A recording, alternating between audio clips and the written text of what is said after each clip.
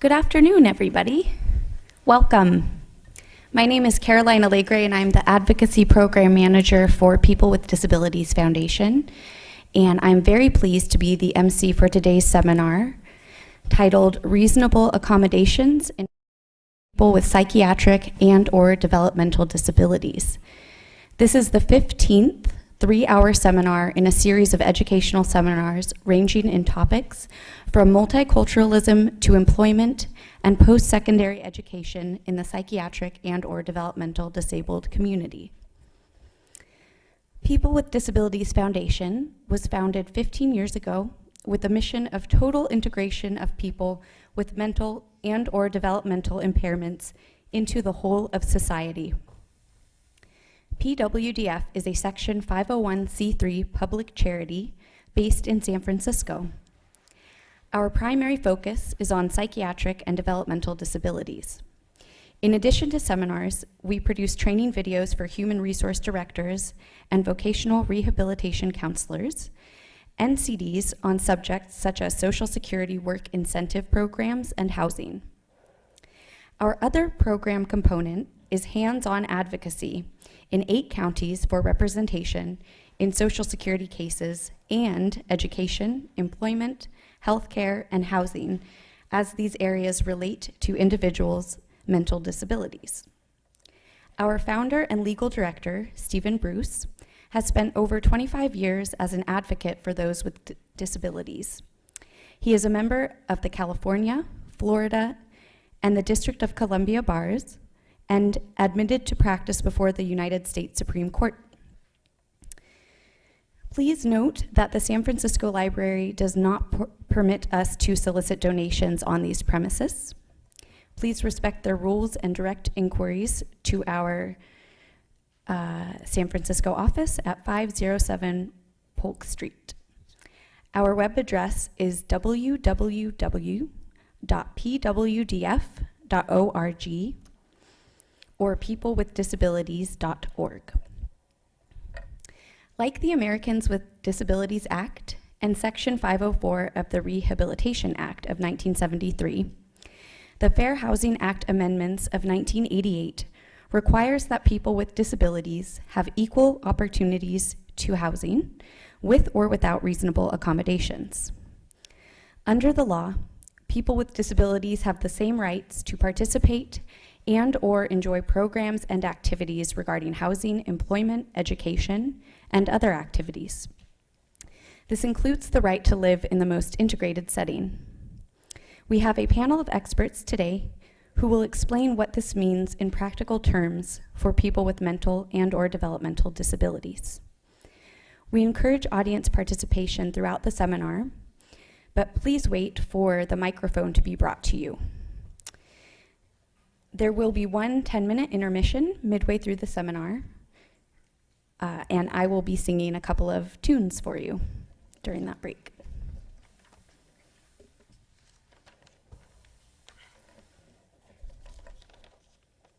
Okay.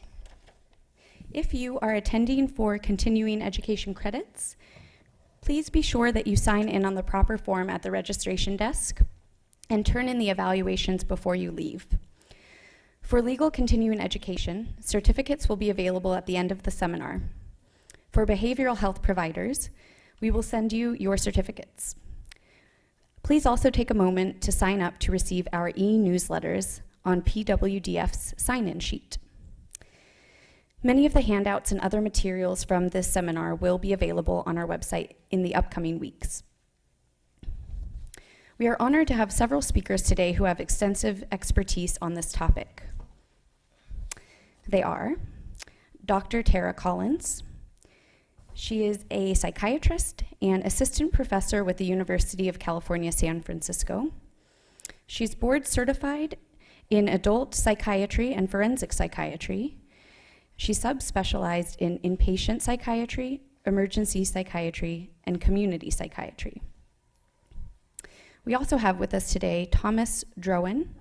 He is a staff attorney specializing in housing law with legal assistance to the elderly and the new litigation supervisor for Eviction Defense Collaborative in San Francisco. Mr. Drowan has over 20 years experience in housing law and has represented hundreds of tenants in Superior Court and at the San Francisco Rent Board.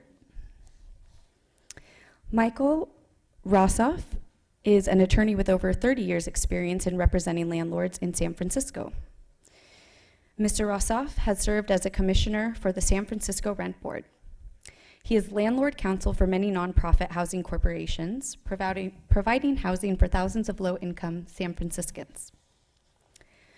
Colleen Janet Poor is a consultant 3 specialist with the California Department of Fair Employment and Housing, or DFEH. Colleen has been an employee with the state of California for over 22 years, with 9 of those years at the DFEH. Ms. Janapur has extensive knowledge of the Fair Employment and Housing Act and the Fair Housing Amendments. We also have Lillian Miwa Mar, who is a consultant who conducts neutral investigations of housing discrimination complaints filed with the state of California, DFEH. She has worked with adults with disabilities since high school and has worked with children with disabilities in various capacities. Ms. Miwa Mar began investigating fair housing for a local fair housing organization, and as an attorney, volunteering for eviction settlement conferences. Prior to joining the DFEH, she volunteered with the AIDS Legal Referral Panel, providing longer-term eviction defense.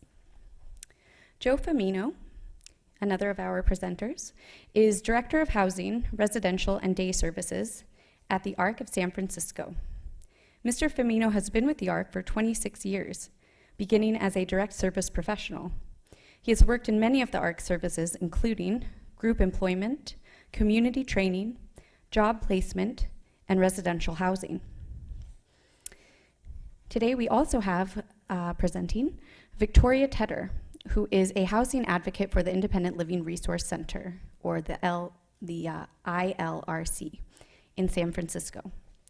She has over 20 years of experience working with clients with disabilities at the ILRC, teaching fair housing, tenants' rights, and housing search skills. She has also taught fair housing to staff members from independent living centers throughout California.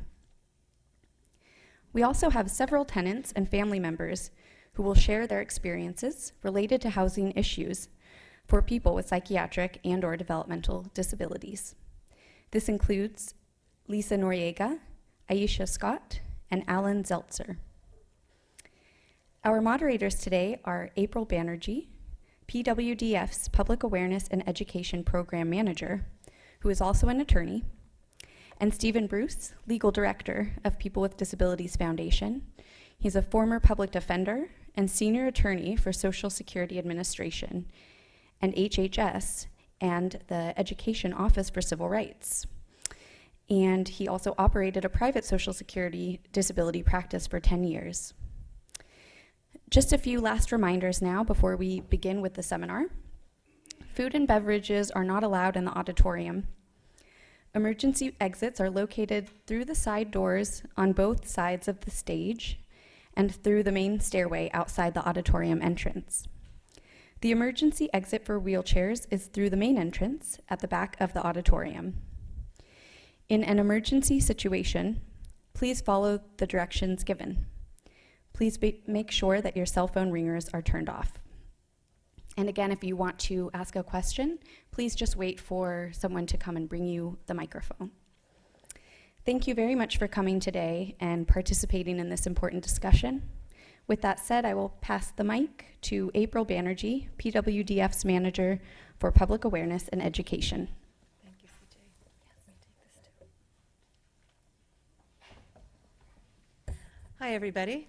I'm very happy, first of all, to introduce our representatives from the State of California Department of Fair Employment and Housing, Colleen Janatpur and Lillian Miwa Maher, who are going to talk about the Fair Housing Law overview and enforcement process and reasonable accommodations.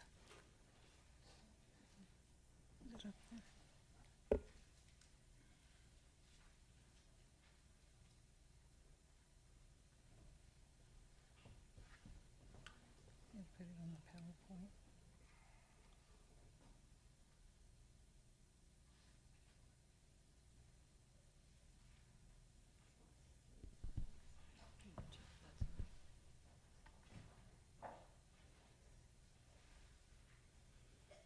you. Hi, I'm Colleen Janapor with the State of California Department of Fair Employment and Housing. The first part of our presentation is just going to explain some of the laws that we handle under the Fair Employment and Housing Act.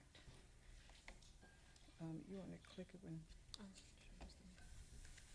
That's just our number and website if you feel that you've been discriminated against. So the Department of Fair Employment and Housing, we receive and we investigate and attempt to mediate and conciliate discrimination complaints that have been filed under numerous protected bases under the Fair Employment and Housing Act.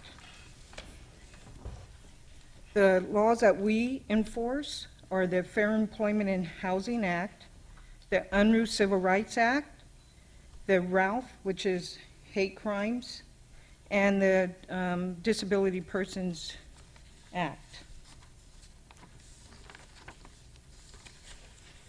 The protected bases under the Fair Employment and Housing Act are disability, race, color, familial status, which includes children under the age of 18, women who are pregnant, marital status, being single or married, source of income, which could include disability payments, gender identity, gender expression, gender information, medical condition, which would include cancer, ancestry, national origin, age. There's no limitation on age, religion, sex, gender, sexual orientation. Source of income's on there twice. Some of our statistics for 2014 show that the number one, or the few bases that we receive most complaints on is disability and race, color, and familial status, but disability is the number one complaints that we receive and we investigate.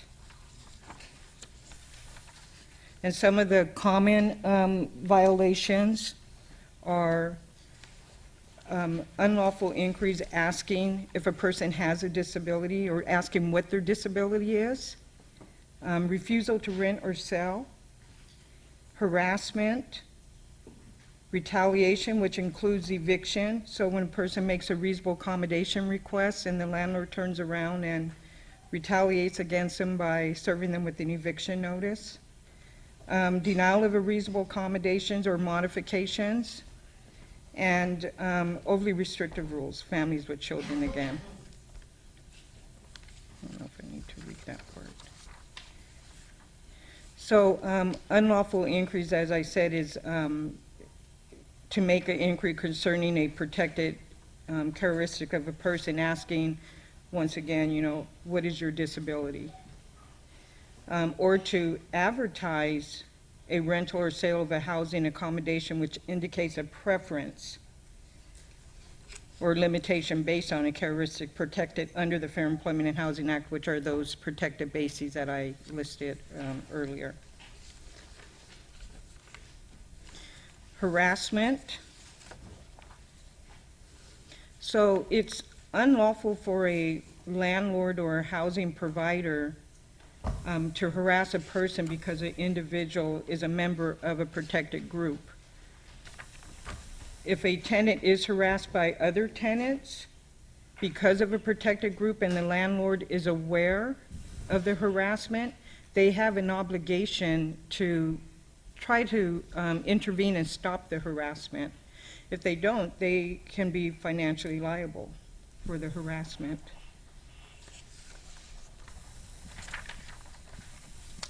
For sexual harassment. I lost my place on my. Sorry.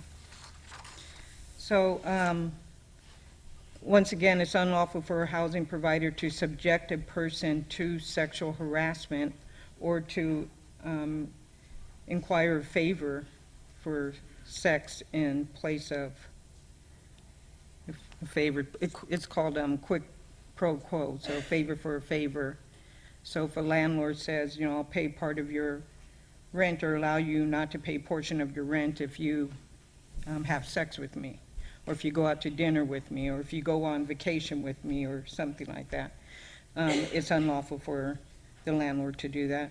An unwelcome, unwanted, verbal, physical, or visual behavior of a sexual nature could include, but is not limited to, sexual advances, derogatory sexual comments, leering, touching, including rape.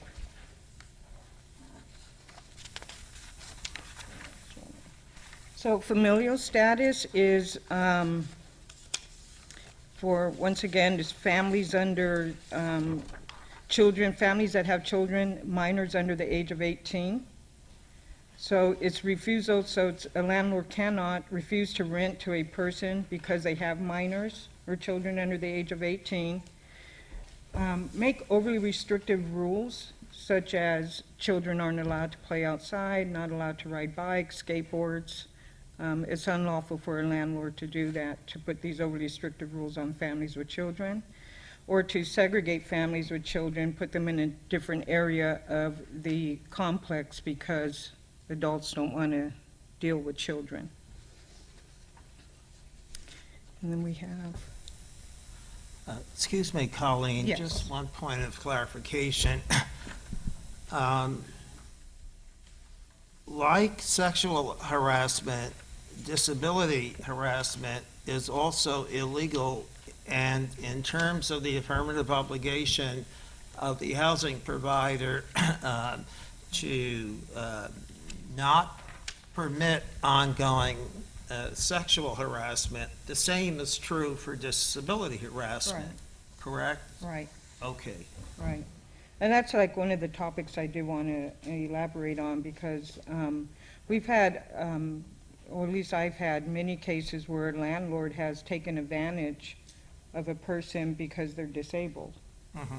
And the person doesn't realize they're being taken advantage of. And so, yeah, it's unlawful for the landlord to sexually harass someone because of their disability. If it comes to something that doesn't arise to It has that to- level, but making fun of a co-tenant who's disabled, or teenagers, for example, aggressively bullying and making fun of disabled people, the Yeah, that can housing also provider has an affirmative obligation To prevent. to prevent that from continuing? Exactly. Thank you. Yes, they do. As long as the housing provider is aware. I don't know if it necessarily has to be reported, as long as they're aware of it. Then they do have an obligation to prevent, or to help prevent the ongoing harassment, Thank you. okay? Question? Yes. Yes. What you have a situation where you have a tenant Let me get the microphone. verbally abuse other tenants, and this person being very aggressive, very abusive, Yeah. verbally, and the landlord tried to look the other way and not deal with it. So that's where it can be, where the landlord could get in trouble with the Department of Fair Employment and Housing if, Excuse me, um, I'm sorry, would you mind just repeating that question into the microphone? My question was that, provided you have verbally abusive tenants who abuses other tenants and sometimes staff, and when this was reported to management, to property management, and but the landlord or the property manager was also maybe intimidated and try to look the other way and not deal with it. That was my question. well, the landlord has an obligation, if they're aware, and as long as the harassment falls under one of the protected bases under the Fair Employment and Housing Act, they have an obligation to stop the harassment. They can't just turn, the other way and just ignore it. They do have an obligation. And, if one of the tenants that's, is harassing the other tenant and they have some sort of disability, and they make an accommodation, we'll get more into that. then that may change the situation. Okay, but the landlord does have an obligation. And also, I think it would be helpful in that kind of situation to document, to, make it clear that you're reporting this to the landlord or the manager, and that, make the connection that if you think it's harassment, not just because this person is, mean and verbally abusing everybody, but if it's connected to one of the protected bases, and then, log it, when did you notify the landlord, and what happened, what was their response? So that way, later on, it might not be a, he said, she said, I didn't know about it. So I think Yeah. it's important to document those. And I always tell the tenants to submit it in writing. Even mail it if possible, certified, and that way they have a receipt to show that the landlord received their complaint.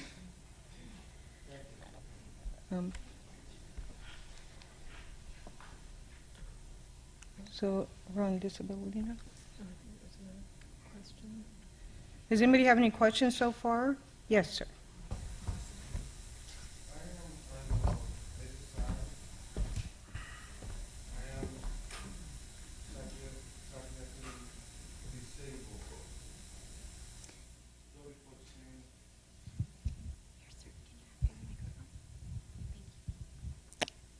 Excuse me.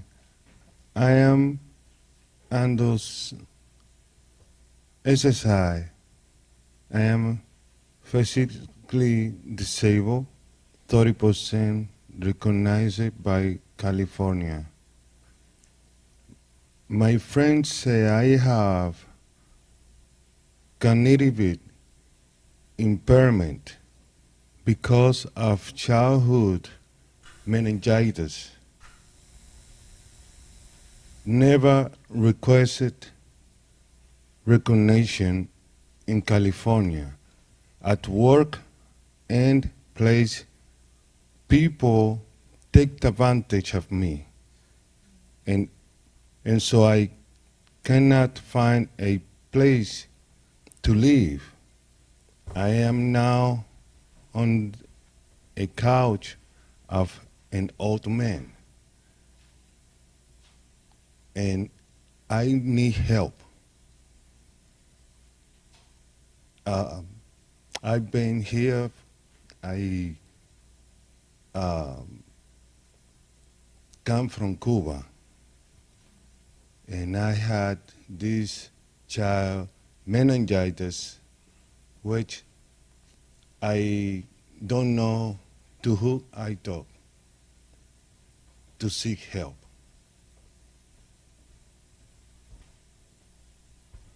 Well, I'm not sure if that's one of, Understand the Yeah, question. because are you not being able to find a place to live because of your income, your disability, or? My disability and a program that can help people with my kind of disability, which is not reported here in California. Did you say it's not reported in California? It's not considered? It's not. Because of the childhood meningitis? Yes. In California, it's not classified as a disability? so, I'm sorry, so who says that that's not a disability? Yeah. I am in disability on my knees. I have knee problems. But I also have attracted meningitis when I was child, and it affected me. In some kind of way, people see the kind of disability they have, and sometimes I tempted to take advantage. So if you believe, I have a situation now where I was just living in the plate, is renting a small room in Berkeley, California, and I've been harassed so many times. I don't know who to go. Is the harassment because of your disability? So if the Yes. last act of harm has happened within the year, then you can contact us and file a complaint. I know now, but it's already happened. And It's been a year? no, it happened about a month ago. Okay, well, you definitely can file a complaint with our agency. A friend helped me to go to court because they exaggerate many things against me for no apparent reason. And I went to court and they dismissed it because it's no evidence. And so I had to move at the place because at the living condition that my landlord put me to live on, with rats and people that doesn't care about sanitation. And I had to move at the place, not just only because of the harassment. And I was also forced to get out. They take my key. And I did not know that I had to wait till I can talk to somebody before I give my key. And now a friend of mine just give me just a small corner that on the couch in the living room that it's no life. Excuse me, let me say at a venue, a seminar like this, we cannot give someone specific advice on their situation. I mean, you did raise two general issues, the definition of disability, which includes a history of being regarded as whether that they have or don't have a disability, and you mentioned something about habitability, meaning maybe they're rats, did I hear you say? Or rodents. Yeah. But here, we can't give any one person specific advice on how to deal with a landlord and how to deal with a tenant, except as the state agency folks are saying, a record of having or being perceived of having a physical or mental impairment, even if there really isn't one, if they're perceived that way or by history, it counts under the definition of disability. So we can have a general conversation, but we can't advise you about your case. Now, she said you have a year of the time of the incident to file the complaint with the Department of Fair Employment and Housing, and since it happened a month ago, you or anyone else where a year has not elapsed can still file a complaint with the state agency. Okay. But we cannot answer your specific questions about what has happened in your case. So you can contact us, and then you can talk with can one of go our with that. intake consultants, and then they can spend the time to get into your individual details. Is that okay at the end of the session that I can maybe talk to one that maybe can give me some more directions? I think there'll be time at the break, right? And then we'll have our contact information up again, so you can call, like she said, within 1 year of the last act of discrimination, and you can also file a private lawsuit within 2 years of the last act of discrimination. But please call us, and so we can have the time to, get into those details. Okay, was there, Maybe there's one more question. excuse me. one more. Sorry, my question was in regards to what you're saying about harassment. And maybe I can't ask it now, I'm thinking what he's saying. What if it's a neighbor, a different landlord? So it's a different apartment building where the harassment's coming from? If it's a neighbor from I'm sorry, So it's a different landlord, the person. oh, it's not your landlord, but It's not the landlord of the person, right? oh.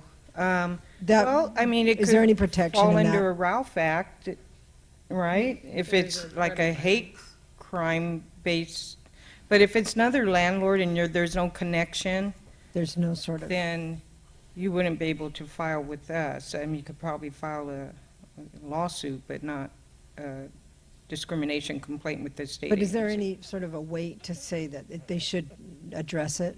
I guess I'm saying, I didn't hear the, No sort of, like, you don't have any sort of way to say that you do need to address this because your tenant is harassing my tenant, something like that. I'm sorry, I apologize, because I have a hearing problem, so I Mhm. can't hear you. I'm sorry. I'm saying, like, do we have anything that can, sort of something to hold on to say that, your tenant is harassing our tenant? I mean, you When can you go to say the your landlord, landlord yes. and ask your landlord, but they're not obligated under the law in that case Okay, to go to another person who's not connected to the property. okay.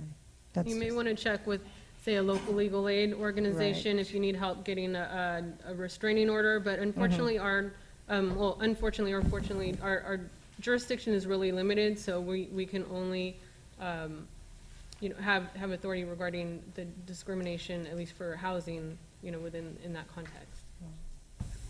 So before we go on to disability, I did want to share one more thing, in that discrimination does not include either of the following. Refusal to rent or lease a portion of an owner-occupied single-family house to a person as a roomer or a boarder within the household, provided no more than one roomer or boarder lives within the household and the owner compiles well, anyways. So if it's an owner-occupied unit, one single-family home, and if the landlord discriminates against you, unfortunately, you wouldn't be able to file a complaint with our agency. The other one is where sharing of living areas in a single unit, a single dwelling, and unit is involved in the use of words stating or tending to imply that the housing is being advertised is available only for persons of a certain sex. So, a female renting out a single unit like that can say that they prefer another female, because they're sharing living areas, common areas of the home.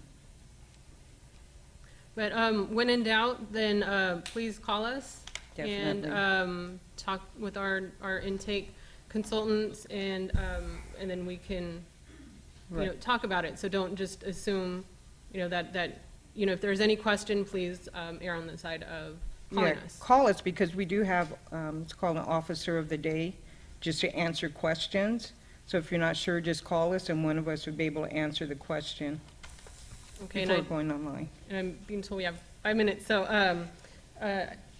to get into disability and reasonable accommodation, so I do want to point out that here we're talking about the state. We have a broader definition of disability than under federal.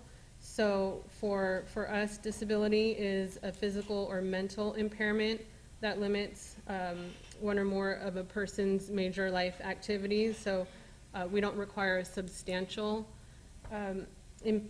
impairment or substantial limitation. Just needs to be a limit. So that's one important key thing to understand for us. So, and we will be focusing just on the state. So one of the things that we do, which Colleen mentioned before, is investigate denial of reasonable accommodation allegations. So, for example, a common one is a request, say, to have an emotional support animal in a place where there is a no pet policy, or having a live-in aid for someone with a disability. And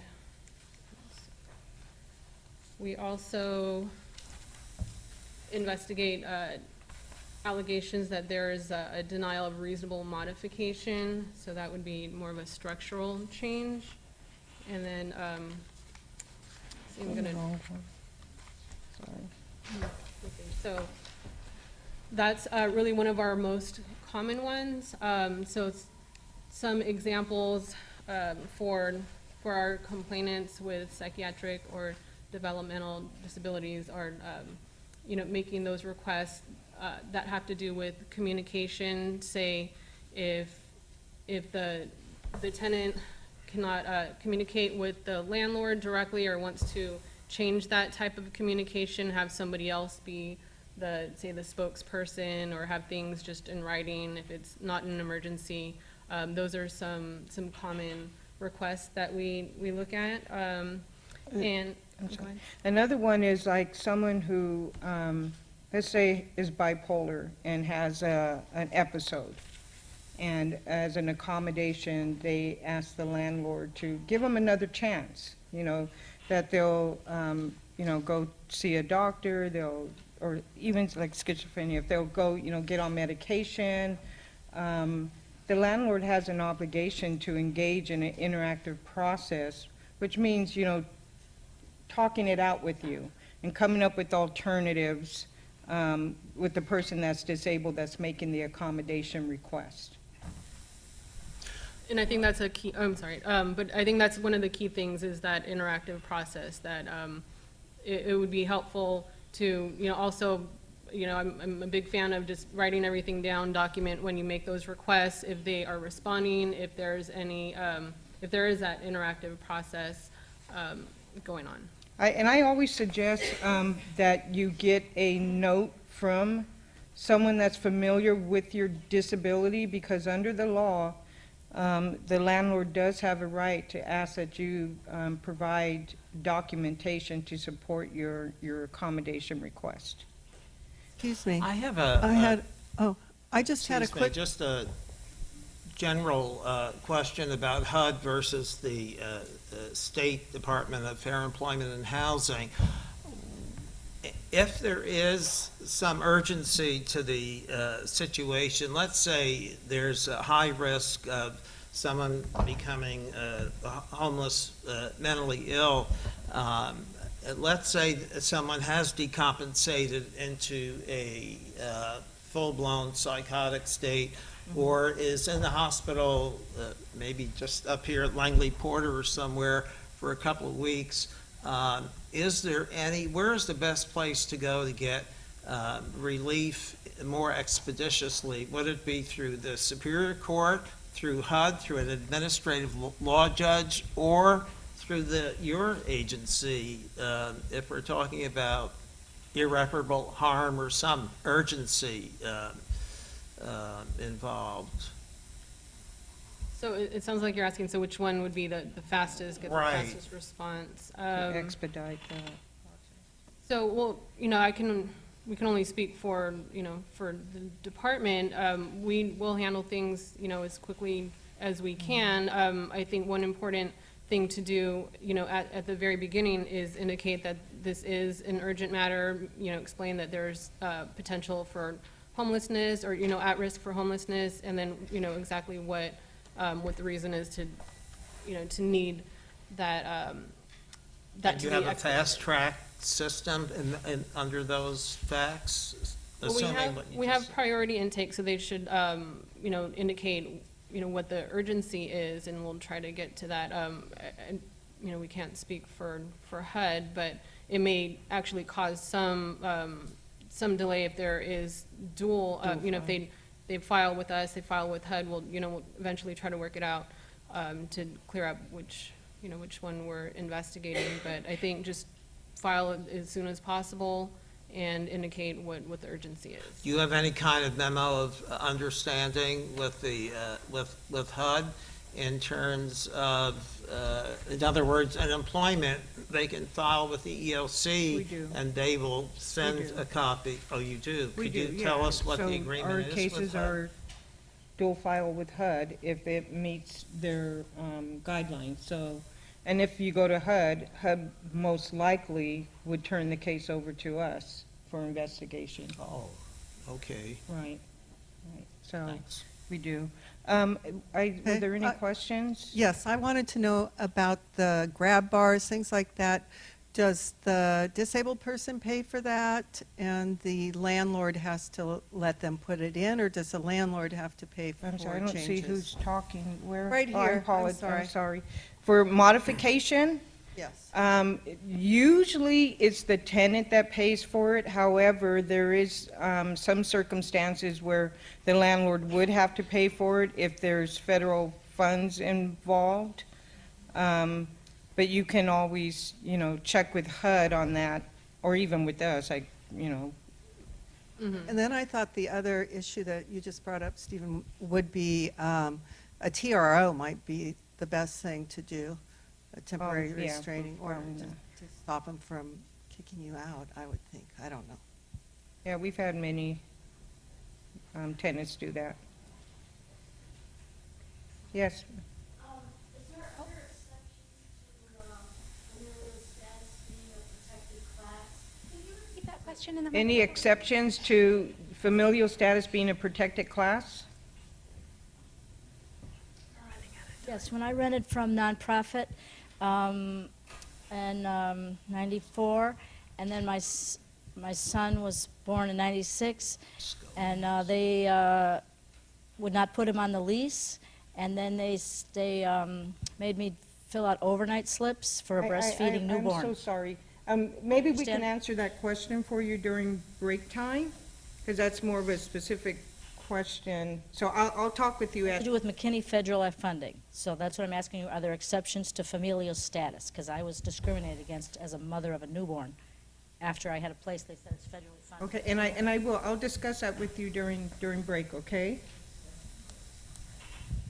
We only have a minute up, and then the next person has to come on, so I'm sorry, and,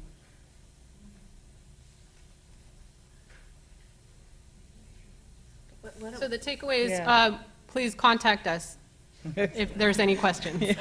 So, just really quickly, so we also have the hate violence crimes, and that's if you believe that you are being targeted, if there's a act of violence towards you because of a protected basis.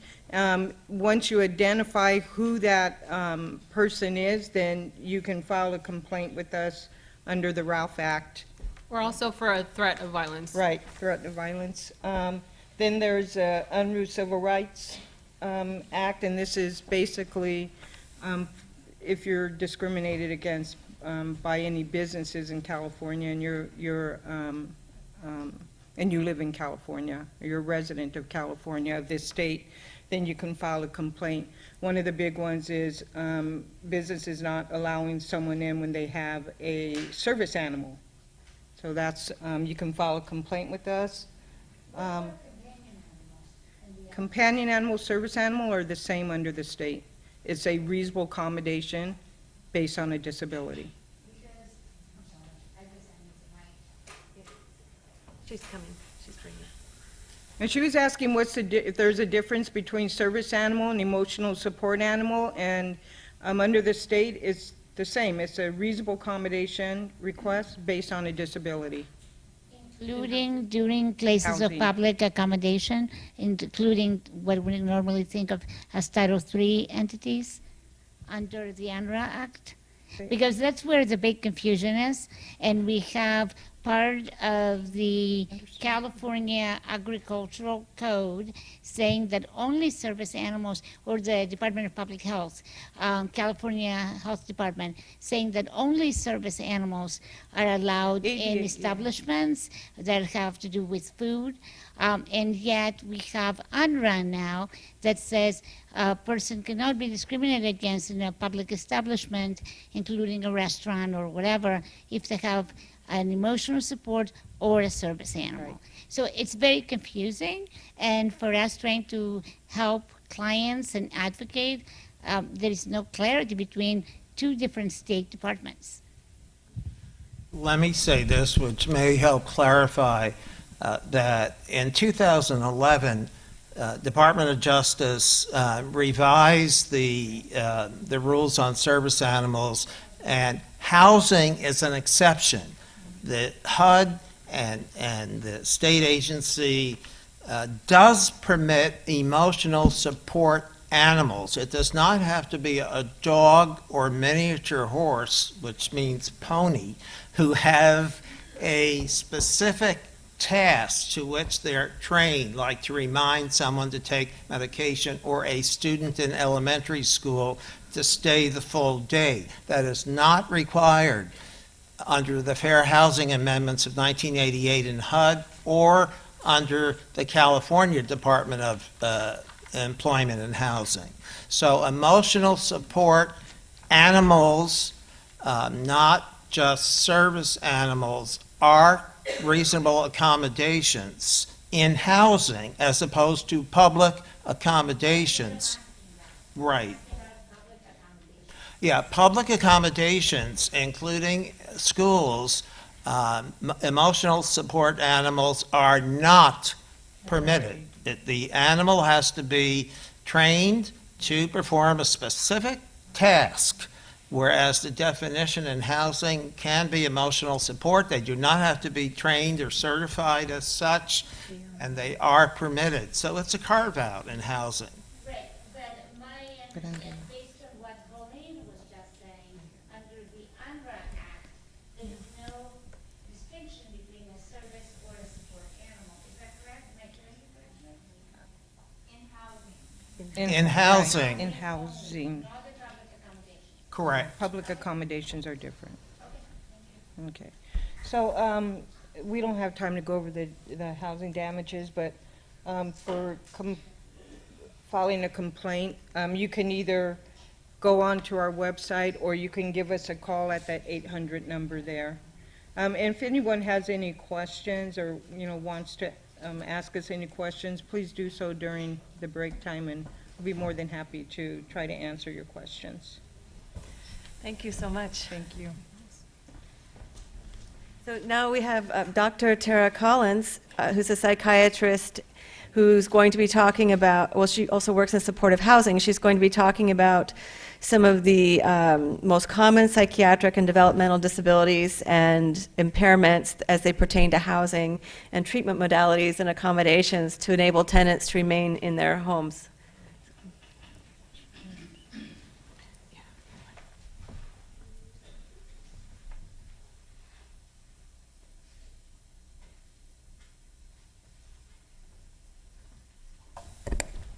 Good afternoon, everybody.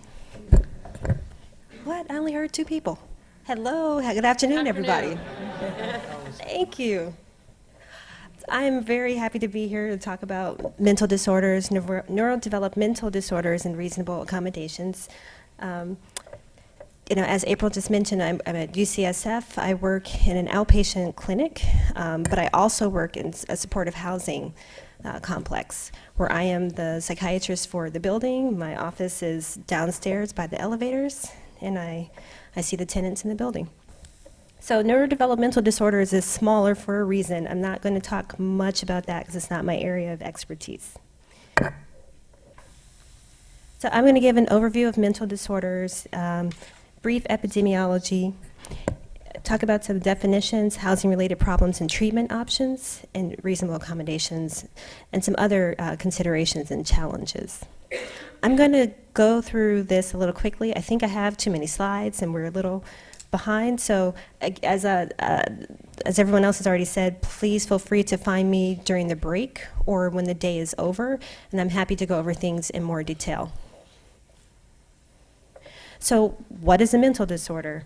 According to the Diagnostic and Statistical Manual of Mental Disorders, which is kind of like the Psychiatric Bible, it's what lists all the criteria for every mental illness. A mental disorder is a syndrome characterized by a clinically significant disturbance in a person's cognition, emotion regulation, or behavior that reflects a dysfunction in psychological, biological, or developmental processes. A mental disorder is usually associated with one of the following: either significant distress or a disability in social, occupational, or other important activities. And this is important because someone can be experiencing what we might think of as symptoms of a mental illness, say, for example, hearing voices. But if it's not causing clinically significant distress, and if it's not impairing someone's functioning, then it's not a mental disorder. So what's not a mental disorder? Expected or culturally approved responses to common stressors or losses. So for example, grief, like the loss of a loved one, not a mental disorder. completely appropriate and culturally expected, or socially deviant behavior and conflicts that are primarily between an individual and society. Also, not a mental disorder. So in the United States, in 2013, about 44 million adults had any mental illness, and 10 million had a serious mental illness, where people have significant symptoms that greatly impair their functioning. Women are more likely to have mental illness, and for any mental illness as well as serious mental illness. And often with mental illness, you can see up to 17.5% will meet criteria for a substance use disorder. And that number goes, the percentage goes up for a serious mental illness, whereas 23%. And then you can also see that many people with mental illnesses don't get treatment or don't receive treatment for a variety of reasons. So about 45% with any mental illness received treatment, and about 2/3 with a serious mental illness received treatment. So that's still 1/3 of individuals who have a serious mental illness who aren't being treated for it. So I'll start with anxiety disorders, and I'm going to focus on some, again, more common mental illnesses that we'll see, and especially when it relates to housing. Anxiety disorders are the most common mental disorders present in the general population. Approximately almost 20%, about 18.5%, so almost 1 in 5 individuals will have an anxiety disorder. They're more common in developed countries and more common in women. And you can see there are some different types of anxiety disorders. The thing to really pay attention to with anxiety disorders is fear and anxiety. And fear is an emotional response to a known, definite, external threat. So if someone has a gun in my face and is robbing me, then a fear response will be evoked. As opposed to anxiety, which is more of a diffuse, unpleasant, vague sense of apprehension or unease and intense concern about danger or threat. So that would be maybe if not there's someone in my face with a gun trying to rob me, but if I'm walking down a dark alley, then I have this unease or anxiety. For anxiety disorders, the treatment is for medication management and therapy. And with medication management for anxiety disorders, typically people will first see their primary care providers or possibly even the psychiatric nurse practitioners. Psychiatrists often are not involved unless the anxiety disorder is more severe, or if a person just on their own decided to seek out a psychiatrist. But many people will first go to their primary care providers who can definitely treat anxiety disorders, especially more mild cases. The medications for anxiety disorders, for the most part, are pretty benign. It's the same medications that we use for depression, but they take time to work. So the medications for anxiety disorders and depression can take up to 1 to 2 months before you really see an effect. And that's something that's important to know if someone's symptoms are causing them problems in their housing, that it might take a while before symptoms improve. Complementary and alternative modalities for treatment for anxiety also include acupuncture, yoga, or traditional and natural medicines, meditation, prayer, and pastoral counseling. And often all these three can work together: medications, more traditional therapy, and alternative modalities. So in looking specifically at agoraphobia, this is an anxiety disorder in which there's marked fear or anxiety about 2 or more of the following situations. So using public transportation, being in open spaces or enclosed spaces, being in a line or in a crowd, or outside of home alone. These agoraphobic situations almost always provoke extreme anxiety and fear, which is out of proportion to the situation at hand. And so people actively avoid the situations to not experience this anxiety and fear, or may require a companion to leave their home and do things. So you can imagine with housing-related problems, and people have difficulty leaving their home.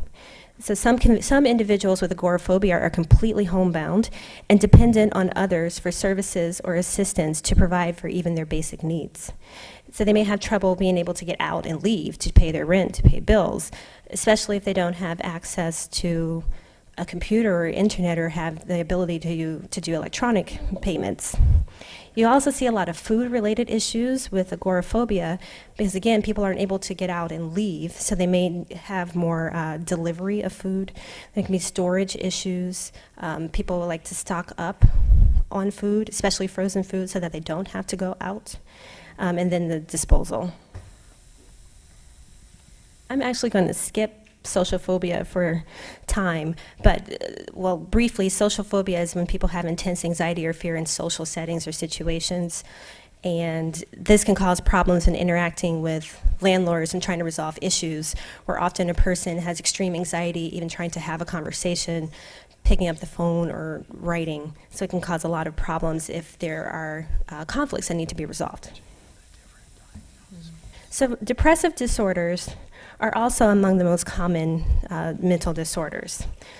A common feature of depressive disorders is having a sad, empty, or irritable mood, which is also accompanied by physical and cognitive changes. The different kinds of depressive disorders, they're different due to either the duration, the timing, or the cause.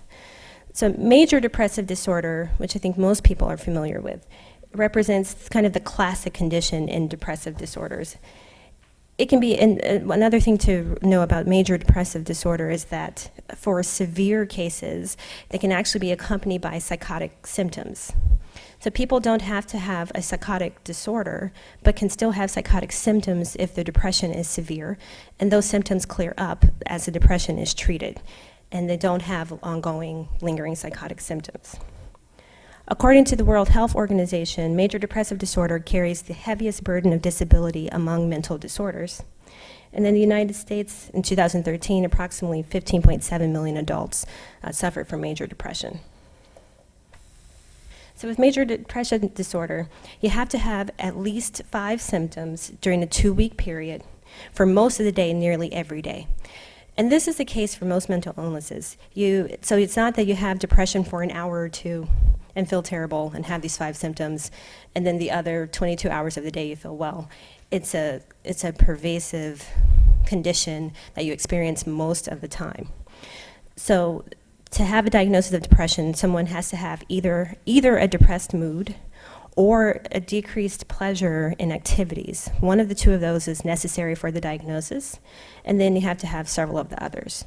So there's a significant change in weight, whether it's weight loss or weight gain.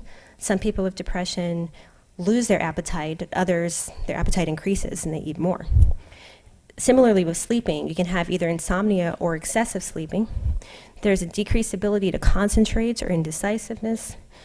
There's either a sped up kind of restless activity in the body and in the mind, or people can be slowed down.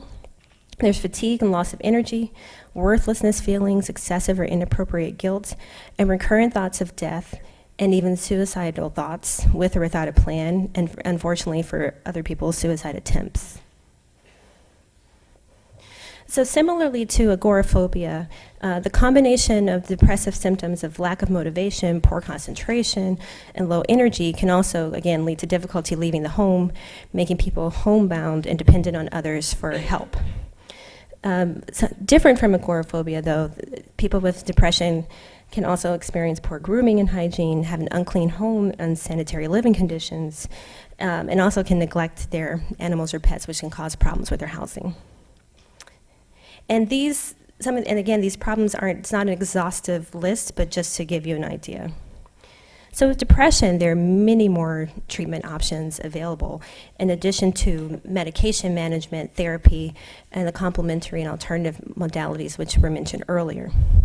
There's also electroconvulsive therapy for severe cases of depression, which most people know as shock therapy, which is actually the most effective treatment that we have in psychiatry, and it's not as barbaric as it is portrayed in films and media.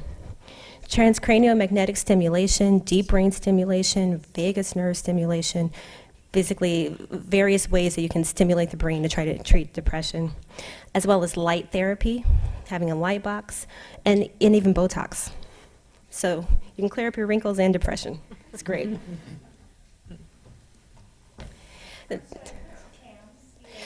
Complementary and alternative modalities. So for the next group of disorders, bipolar and related disorders. Now, in the previous version of the DSM, bipolar disorder and depression were grouped together under mood disorders, but we recognize that bipolar disorder is distinct, and in a way it's kind of in between schizophrenia and depression, so it's separated out. These bipolar and related disorders are often, can often be referred to as manic depressive disorders. if people are more familiar with that term. Bipolar 1 is kind of the classic manic depressive disorder, and it's characterized by dramatic shifts in mood and energy and activity levels that really impair someone's functioning.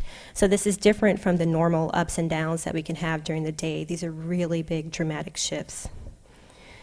Severe, and as similarly to depression, severe mania can also be accompanied by psychotic symptoms, which can be very unnerving to people. I mean, in addition to what you're already seeing with the mania, people can have hallucinations, delusions, paranoia, and I'll talk a little bit more about psychotic symptoms later.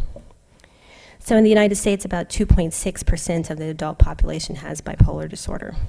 So 2.6% might not seem like a large number, but trust me, that's a common condition.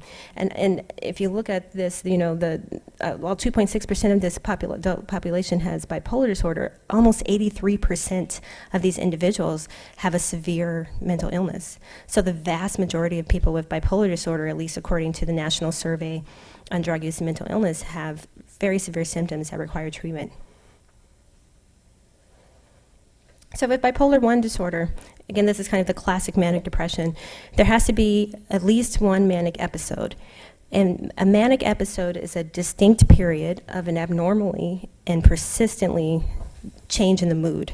So people are euphoric, feel wonderful, feel great. Sometimes people say they're feeling high, they're very outgoing, or people can be extremely irritable, which I think is something that's not so commonly known with bipolar disorder. You can have that wonderful euphoria, or you can be extremely irritable. And this is a persistent state, so it doesn't matter what's happening during the day. It doesn't matter if someone could drop dead in front of you, you'll still be overjoyed and elated. In addition to having a change in the mood, there must be increased activity and energy, which is at least a week. Now, the symptoms don't have to last for a week if someone's symptoms are so severe that they land them in the hospital after 3 days. So if you end up in the hospital after any amount of time due to your symptoms, that's mania, whether it's a week or not. There have to be some additional symptoms present for it to be a manic episode. So people have an inflated self-esteem, what we call grandiosity, unrealistic belief in their abilities. So there's this sense of, you know, I'm the smartest person in the world, or I'm the best chess person ever, or I can fly. 1 minute, wow. There's a decreased need for sleep. People talk more than usual. Their thoughts are going really fast. They're easily distracted, just really revved up. And a really big problem with bipolar disorder is that people can behave very impulsively and engage in reckless behavior and really just high-risk pleasurable activities. So people can become sexually promiscuous, which they're normally not, and having unsafe sex, spending lots and lots of money, putting themselves into debt. I had a patient once who spent over $100,000 in a few days. It can be really severe, or driving really fast and recklessly and dangerously and, you know, causing accidents. So it's a big change in behavior. So with bipolar disorder, for people who are in the depressive phase of the illness, then it's similar to what I described for depression. In the manic state, you can also see a lot of complaints from neighbors. For minor annoyances, like, you know, the person's not really sleeping, they have all this energy, can be up all night making noise, or in a really severe state of mania, people can become really aggressive and even assaultive. You can see property damage, again, as I mentioned, these shopping sprees, which then people can't pay their rent and bills, and also, even in severe mania, people can begin to engage in illegal activity, which can affect their housing. So sorry, I'm going to start going a little faster. Again, you can find me afterwards. For mania, the main treatment is medication or shock therapy, electroconvulsive therapy for really severe. Therapy does not really work for mania. Yeah, we still do it. It's a very effective and safe treatment. We do it at Langley Porter, at UCSF, and also at the General. So I do want to touch on hoarding disorders. This is a really big problem. It falls in the obsessive compulsive and related disorders category. And with hoarding, there's a persistent difficulty just getting rid of your possessions, regardless of their value. There's a strong perceived need to save items, and there's a significant amount of distress associated with having to discard items. And so as a result, you get an accumulation of possessions that can congest and clutter living areas and substantially compromise their intended use. So you can't use your bathroom because it's full of clutter. You can't use your kitchen because it's full of clutter. And this is not the same as normal collecting. And unfortunately, with hoarding disorders, the functional impairments and the clutter actually worsen over time if people don't get treatment, as opposed to other mental illnesses, which over time can improve. So with housing-related problems with hoarding disorder, you can have unsanitary and unhygienic conditions that pose a health risk not only to the individual but to people who visit. There can be fire hazards. The clutter can lead to insect and rodent infestations, property damage. People can sustain injuries from shifting or falling items or collapse of their big piles. It's difficult to move around, and also if you need this emergency situation, it's difficult for first responders to get in and actually help. And there's animal hoarding too, which a lot of people aren't aware of. Treatment for hoarding disorder is mostly therapy, and it takes a while. None of our treatments in psychiatry really work instantly, unfortunately. Medications are helpful as well, but you need really high doses of medication for at least 3 months. Very briefly, there are trauma and stressor-related disorders, of which PTSD most people are familiar with. And with PTSD, there's a lot of problems with constantly re-experiencing the trauma. And this can take place, this can manifest with thoughts that come into mind that we don't want to have with the trauma, or actual flashbacks, which can cause problems because people have that sense that they're in that traumatic event and re-experiencing it and living it. And if someone is outside their home or interacting with someone else, that can really be problematic. I'm going to go through this. For PTSD, it can be very difficult, especially to tolerate noise in leaving home. And as with all of our illnesses, there are medications that are helpful for PTSD, and therapy is really crucial. So for schizophrenia spectrum and other psychotic disorders, psychosis is basically, I'm going to make it much simpler than the slide. Some people are out of touch with reality. So either believing things that aren't true, having sensations that aren't there, so hearing voices when no one's present, seeing things, having visual hallucinations when nothing is there, or not being able to think clearly or behave in an organized way. Schizophrenia affects about 1% of the population. For many people, the level of functioning in schizophrenia really declines. That's not the case for everyone, and some people do very well with treatment and are able to work and lead productive lives, but for many, schizophrenia is a really disabling illness. And unfortunately, with schizophrenia, many people with this illness don't have an awareness that they have the illness, so it's very hard to get them into treatment and stabilize symptoms. Neurodevelopmental disorders. These are disorders which manifest during the developmental period, often before children enter school. They're characterized by developmental deficits that can cause impairments in personal, social, academic, or occupational function. They can range from something very specific and limited, say for instance dyslexia, to global impairments in social skills or intelligence. With our new DSM, there are a lot of new categories and names for these, for the neurodevelopmental disorders, so for instance, intellectual disabilities was formerly called mental retardation, and the autism spectrum disorder now encompasses Asperger's, which is not in the new DSM-5. I'm going to go through this quickly. With intellectual disabilities, I think the important thing to know is these have to be confirmed by both clinical assessment and standardized intelligence testing. These are developmental disabilities are in about 1% of the population, with men more likely to be diagnosed than women. The same for autism spectrum disorder. So with reasonable accommodations, I'm going to skip most of this because a lot of what I was going to say has actually been covered. There's no kind of, list or something that you can refer to like, okay, you have depression, so you're going to need these accommodations. And you have schizophrenia, so you're going to need this list of accommodations. Everybody with a mental illness is different. Everyone has a different combination of symptoms, a different manifestation of their illness.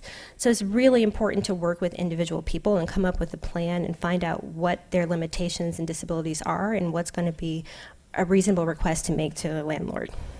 As was already mentioned, one of the most common requests is for an emotional support animal or a service animal, which I get asked a lot to write letters for that. And the difference between service animals and emotional support animals was already talked about, so I'll skip that. And also, as it was already discussed, that for housing, you can have a reasonable accommodation for emotional support animals, but just for housing. So I will skip that.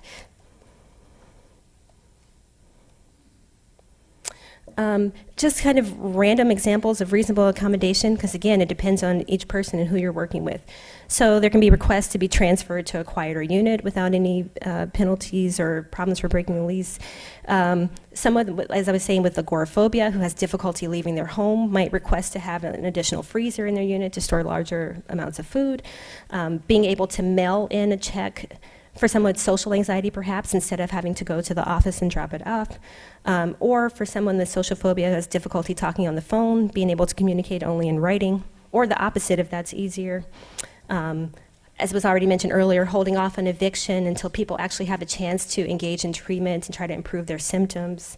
Having assistance completing housing applications, and maybe getting a reference from a social worker if someone hasn't worked.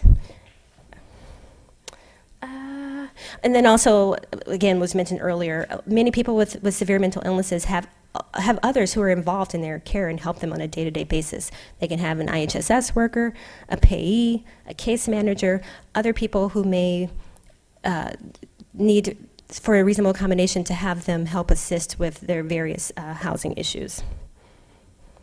So this is the last slide. For challenges, at least for what I see as a lot of challenges and troubles with my patients, is that our treatments take time. We do not have any fast, quick solutions to helping someone get better. It really does take time.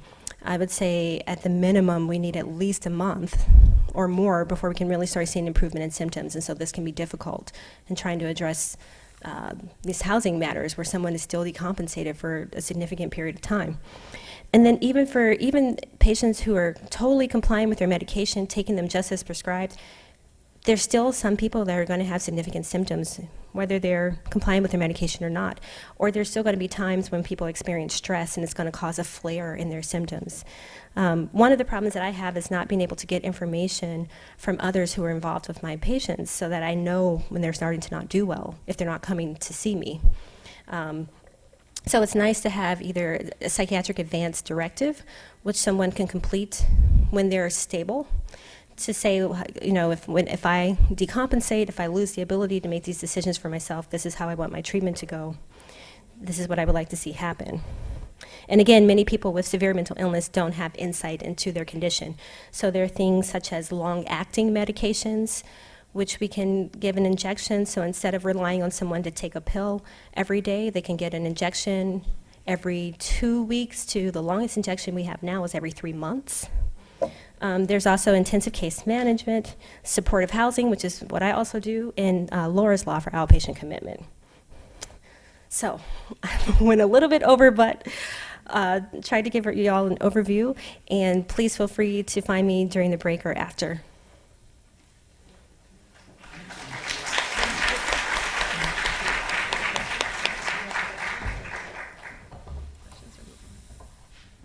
Someone has them, they can ask, otherwise keep me.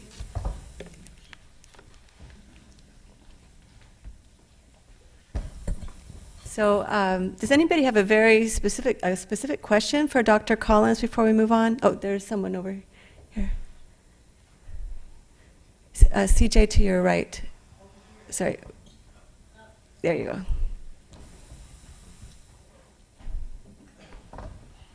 go. Our office takes housing complaints quite frequently from both city-funded housing and from private housing, and one of the things that comes up around reasonable accommodation is not just the interactive process and getting the letter from your provider, but the nexus between the accommodation and the disability sometimes gets lost. Can you talk a little bit about making sure that that occurs when people are asking for that accommodation?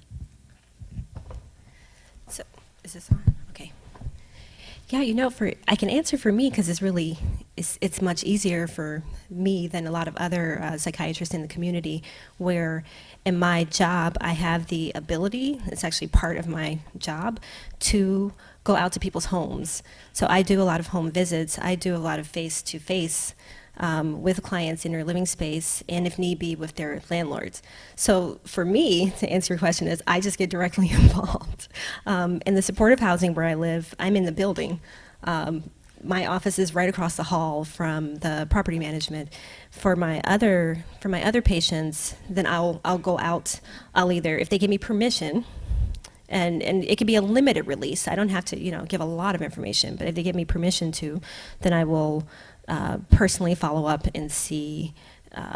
It's actually good for me to go to the homes because then I can get a better sense of what a reasonable accommodation would be, and then to help them along with their case manager talk to the landlord, and then have the ability to follow up to see what happened.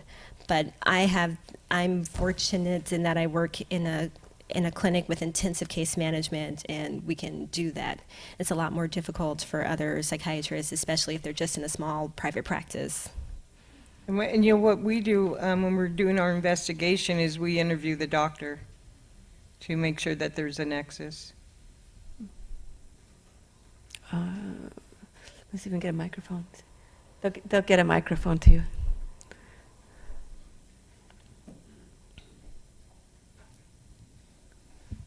Hi, my name is Jane Warren, and I'm with the on the board of directors of the Autism Society in San Francisco, and I have something I need to read, and it's about the case of recently. There's been a lot of press about the 9-year-old boy in Sunnyvale whose family is being sued for noise and garage things that are missing, and they're trying to get him declared a public nuisance. So the press, including Good Morning America, was not always helpful in this situation or sympathetic to the special needs of the family. So far as the claim of their property values were being negatively impacted, the one question I have is, what can be done to improve the attitude in the neighborhood and to prevent this from happening again? And my second question is, what can be done to get adequate supports for people with challenging behaviors and may have dual diagnosis? This is currently very underfunded, as you know, and so far nothing has been done in the special session that the governor requested to address the underfunded DD system. So those are my questions. Okay. So I found that psychoeducation or education is one of the first steps. A lot of times with all mental illnesses is that there's not enough of an understanding of what the mental disorder is, how it manifests, what the treatments may be. And I find that, especially with my patients, when I'm trying to work with them, even just with their families, before we even move out into the neighborhood and the community, of being able to sit down and just explain. I find that alone really, for a lot of times, will do so much when people can just get an understanding of what's happening. And also, but not just an understanding, but at least a bit of a timeline, so people have a sense of, okay, so what's going to happen, what are the changes, what can we expect to see, so that it's not just, okay, I understand that this is an issue and it's just going to be like this forever, and what. So I also try to talk to people about, here's what's happening, these are the steps we're taking, this is kind of the timeline and what we can look forward to. We can try to reassess and come back and talk with you again to get a sense of how things are going for everyone involved and modify the plan as needed. But again, kind of what I was saying earlier, that's difficult for a lot of treatment providers to actually do, to find the time and the resources to do that and to get everyone available to make that a possibility.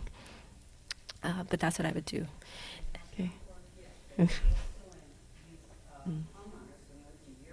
Mhm.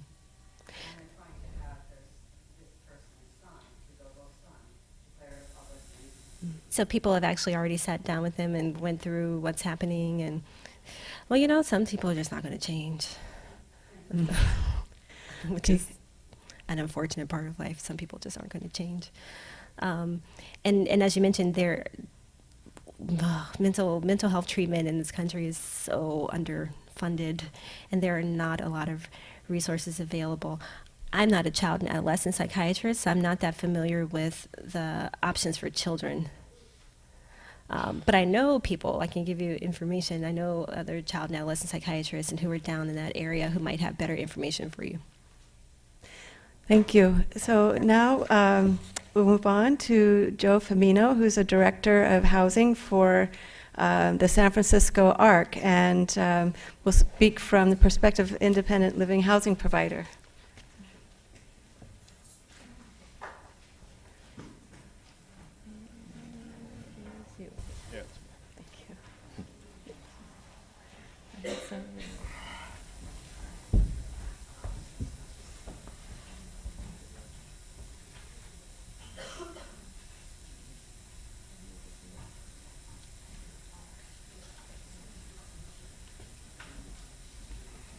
Hi, I'm Joe Femino. I work for the ARC San Francisco. I'm going to talk a little bit from the service provider's perspective.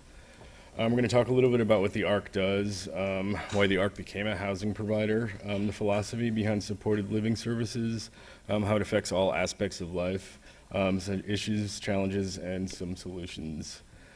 So about the ARC was started 64 years ago by parents who were unsatisfied with the lack of services for their adult children with disabilities. The ARC is the largest service provider for serving persons with developmental disabilities in the Bay Area. The ARC takes a whole person approach to services and tries not to limit support by different services. And in housing and residential, we serve about 80 persons currently. We provide 4 different types of housing services, and currently we're the key partner developing 2 new apartment buildings, which will eventually be about 35 units of housing for persons with disabilities. Our funding sources are Golden Gate Regional Center, Department of Rehabilitation, and then our development department and fundraising. So the reason we became a housing provider, we're basically, I think the conversation started with parents who were, worried about what was going to happen to their adult children, once they passed away. They were concerned, where they would go. Our participants were telling us they wanted more privacy and fuller social lives and self-determination. So also, housing is the key to independence. One of the issues that come up is, from landlords who, it's not as bad as it used to be, but, are hesitant to rent to persons with developmental disabilities. So these are kind of the top 3 questions that I get sometimes. What if their condition gets worse? They're concerned about liability issues. What if they hurt themselves on our property? Will they have the capacity to take care of the place? Why is independent living so important? The ARC, and I think a lot of people in this room believe that everyone should have the right to live the least restrictive, most integrated setting possible. Everybody should have the right to pursue relationships and have privacy. It takes independence to make the good and bad choices that we learn and grow from. And also, we found that people do better at their jobs and are more successful in life in general when they have a full, well-rounded life. We found that persons that are satisfied with their home life, retain their employment longer and are more successful. Our participants historically haven't been terminated from their jobs for technical ability. It's usually been social skills related issues. So again, housing affects all aspects of life. Living independently can open up social opportunities where they previously were none. Limited privacy and curfews impact full opportunities for social relationships.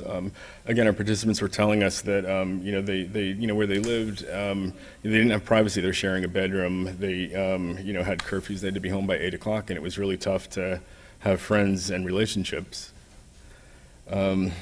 Participants who had a rich social life and privacy in a home they were proud of were more successful, retained employment longer. I already said that. Okay, so there's 4 types of residential and housing services that the ARC offers. There's independent living services, supported living services, supported living apartments, housing search, and advocacy. I'll just break those down a little bit.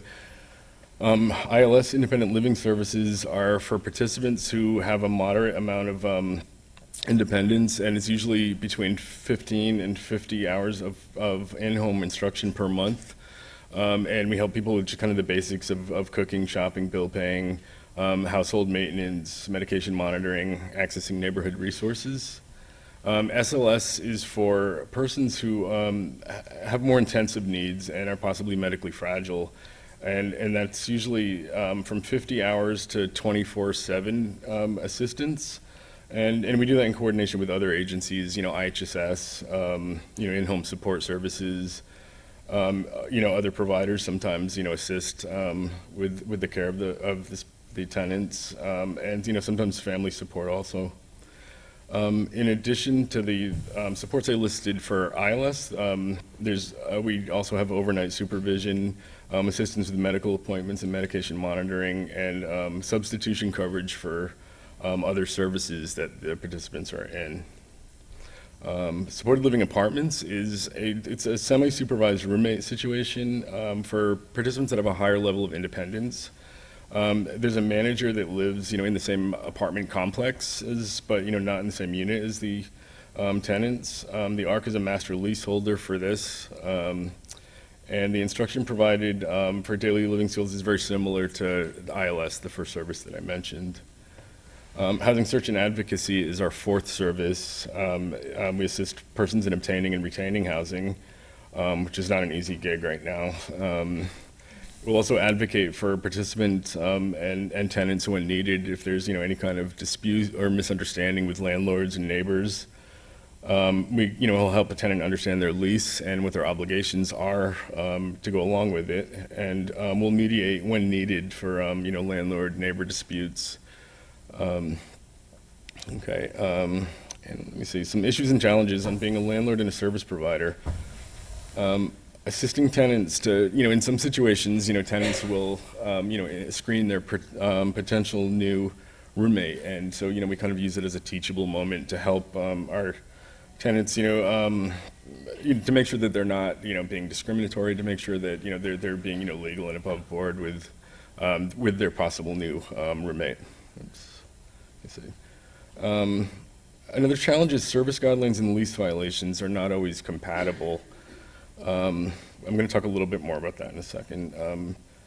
Master leaseholding, like I said, for the SLA service, it's a nice opportunity for persons who don't have a credit background or rental history, who probably wouldn't get into an apartment, to be able to get into the apartment. The downside to it, though, is that if somebody defaults on their rent or damages the property, they're not liable for it. The ARC would be, or the master leaseholder. Let me see. A service provider has no authority to evict. Not that we're generally looking to, but the tenants are subject to the same process as anybody else. The reason I put this in here is I'll get calls every now and then that will, just say, from, somebody else in the building or a neighbor saying, we don't feel like this is a good fit. Can't you just, place them somewhere else? And, they have the same rights as everybody else, as they should, and, are subject to the same, eviction process.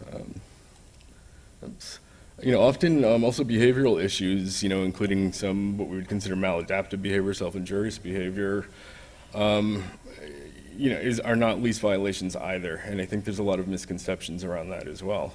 Let me see. So some sort of solutions. As I said, use teachable moments when possible. Educate tenants on discrimination and what is not okay to ask, what is okay to ask. Potential new tenants.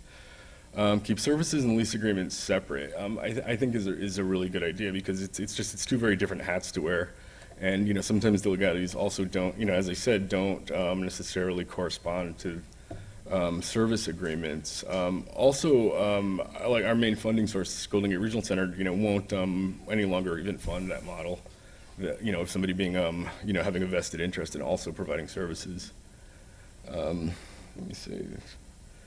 And I think, also maintain, collaborative partnerships, with, property management companies, which is kind of what we're doing in our newer models. They can handle the leases and the lease agreements and all that, and we can kind of stick to services. That's just about it. I just wanted to also, I mentioned that we're partnering up for 2 new buildings that are slated to open up in about a year and a half.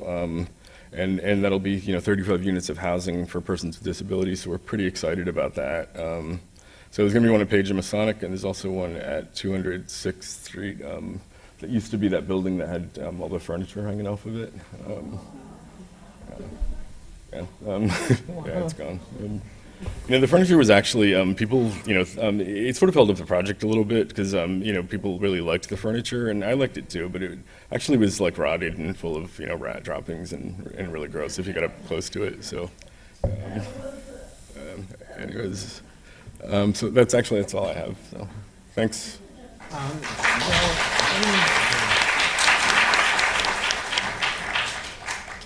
So one of the underlying discussions throughout this public awareness event, especially among landlord and tenant attorneys and evictions, is the ground of nuisance for eviction.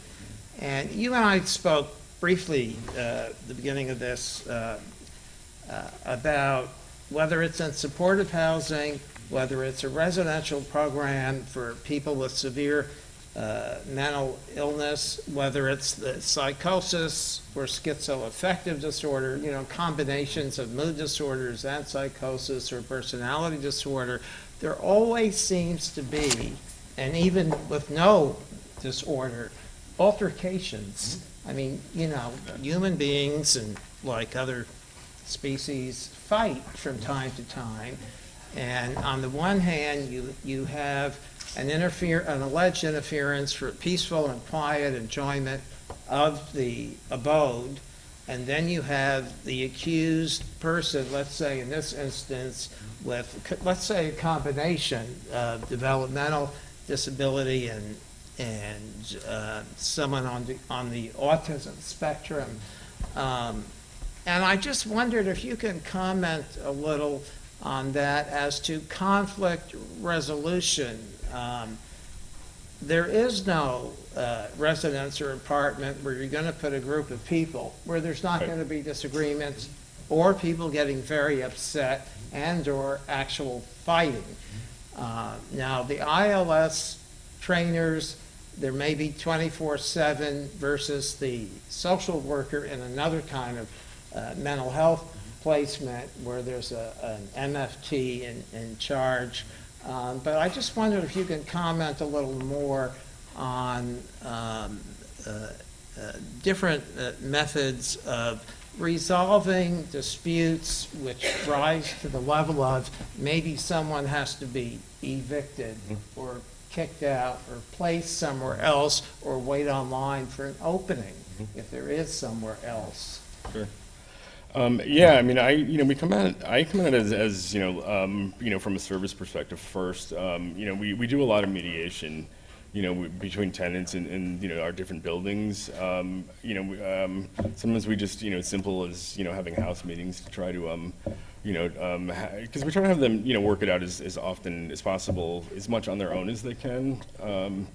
So, we mediate that way. We do house meetings. We, also the group can kind of, come up with, as long as it's legal, guidelines for the house, for the apartment. So, and then, my next step would be we'd look at what services is this person not getting, to try to help them. If there is, one person that's kind of the issue, what services aren't they getting that, that we could kind of enhance that would, help them, get along in this situation. And then, sometimes it does kind of cross that line where it can, I guess qualify for eviction. But hopefully it doesn't get to that point. Did that answer your question? I guess what you're saying is, there are a lot of approaches, including mediation, and maybe someone needs more services in one area, and or maybe different parties need different kinds of services to have a successful mediation. And eviction It's one of the same issues as the general sort of the last resort. I'm paraphrasing the best I can, but in essence, is that is what you're saying? Yeah, absolutely. Yeah. Right. Yeah. Okay. Thanks. And again, I think it's like misconceptions that we can just kind of, pull somebody out of an apartment if there's a problem, and, which, we can't, not that we want to anyways, but, it's the same procedure as general population. So. Right. Thank you very much. Yeah.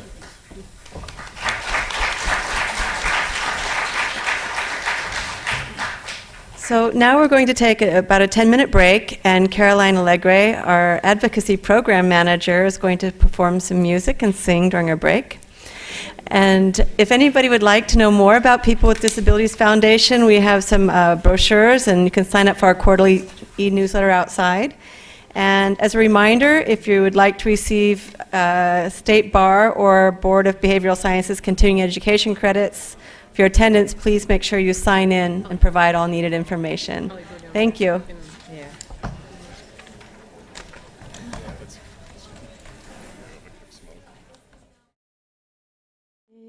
Serious. 4 blocks from the steel mill blast, I paint my claim upon the wall. 4 blocks from the steel mill blast, I paint my claim. My edge of the south side drives a common thought to call the cops. Further west it's been gentrified. They turned biker bars into flower shops. I kinda miss those Harley guys who rarely did a body harm. Mostly like to drink and shout, flash the pictures on their arms. Oh, oh, oh, oh. It happens when the money comes, the wild and poor get pushed aside. It happens when the money comes, the poor get pushed. Buyers come from somewhere else, raise the rent so you can't hide. Buyers come from out of state and they raise the rent. Buy low, sell high, you get rich and you still die. Money talks and people jump, ask how high, low life, Donald, what's his name? Who cares? I don't want to know what his lover doesn't wear. It's a shame people at work want to hear about this kind of jerk. Oh, oh, oh, oh. Where the bottles break by the playground fence, neighbors yell, they raise my rent.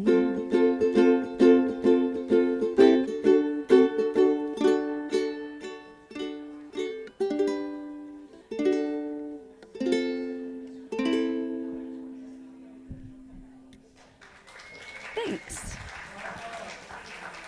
All right, I'm going to play one more tune, a song I wrote called Green Nearby. A little more cheery than the last one.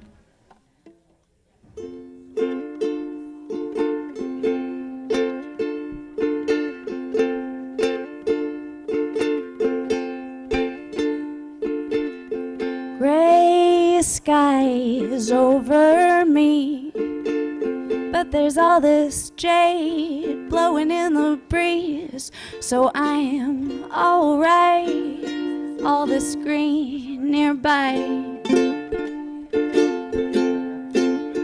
I am alright, all this green nearby.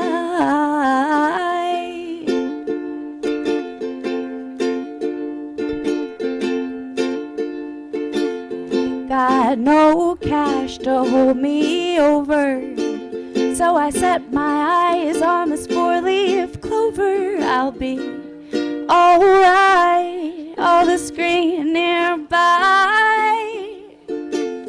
Ooh.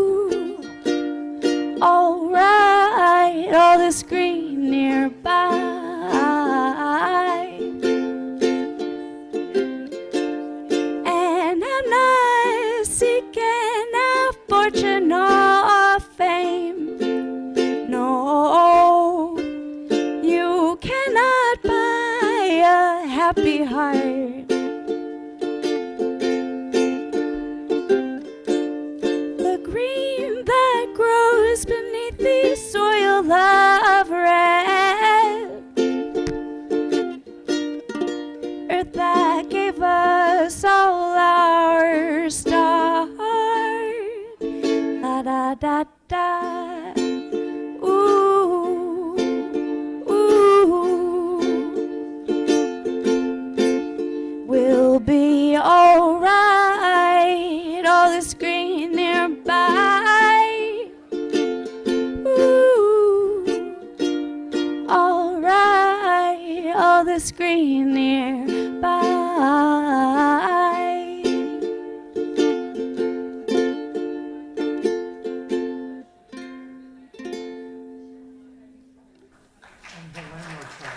Thanks. Thanks very much.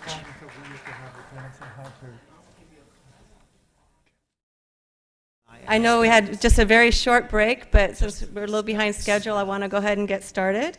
And so now we have Michael Rossoff, who is an attorney for landlords, and he's going to talk about some of the issues that arise from the landlord's perspective.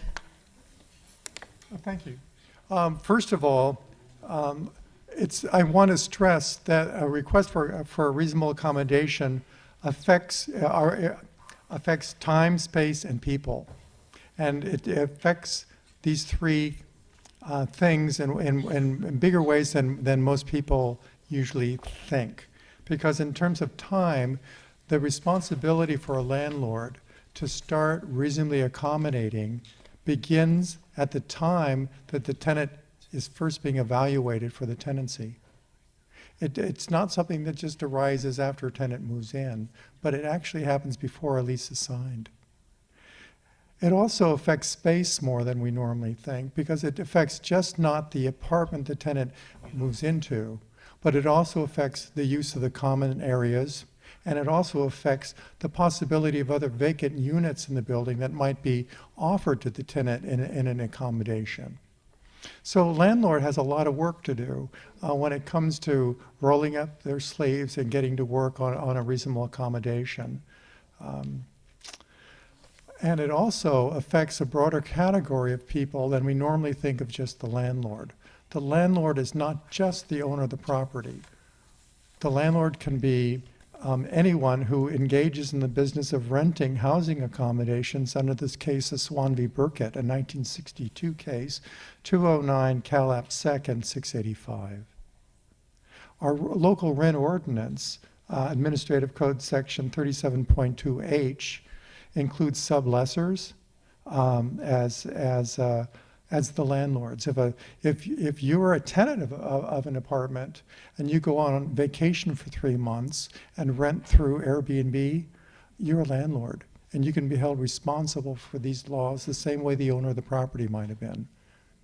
So it's important to note that these laws apply in more ways than we normally take them to be.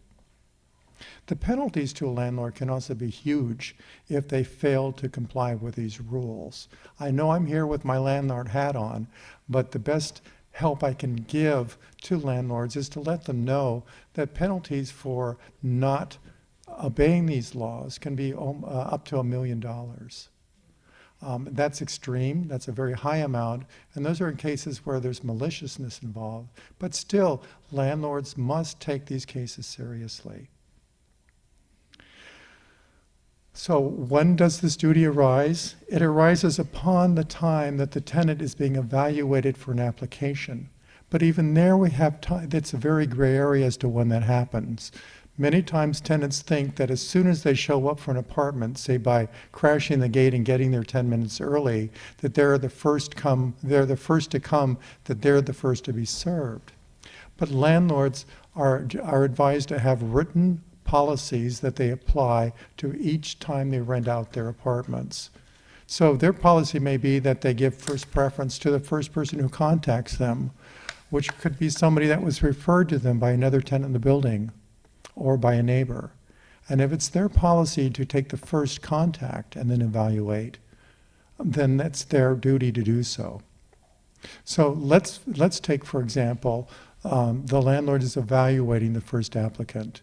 He shouldn't evaluate anyone else. He or she should stay concentrated on that one applicant first. And if he or she finds that the applicant has had a history of being evicted for nuisance or for non-payment of rent, the tenant should be contacted and say, I'm sorry, I might not be able to rent to you because you have this history of not paying your rent or being a disturbance to others. And those are legal justifications I have, at least initially, to deny you. Do you have anything you would like to present to me at this time in mitigation for your bad apparent tenant history? At that time, the tenant can say, I have a disability that caused me to be noisy, to hoard and clutter, or to make disturbances in the middle of the night, but I'm now being treated. The landlord can then say, can you provide me evidence of your disability and substantiation that you're no longer going to be a problem should I rent to you? The smart tenant applicant then should supply that information from the doctor and allow the prospective landlord to contact the physician or psychotherapist or clinician to show that the applicant is a safe bet to rent to, that despite the prior history, the landlord should rent. And if with that evidence, the landlord under these rules should rent to that tenant despite the prior history. It's another reason to start evaluating the first applicant first and not start trying to do them all at the same time. Because the landlord can also get into trouble with having two equally qualified tenants with disabilities. And you're going to get in trouble no matter which one you pick.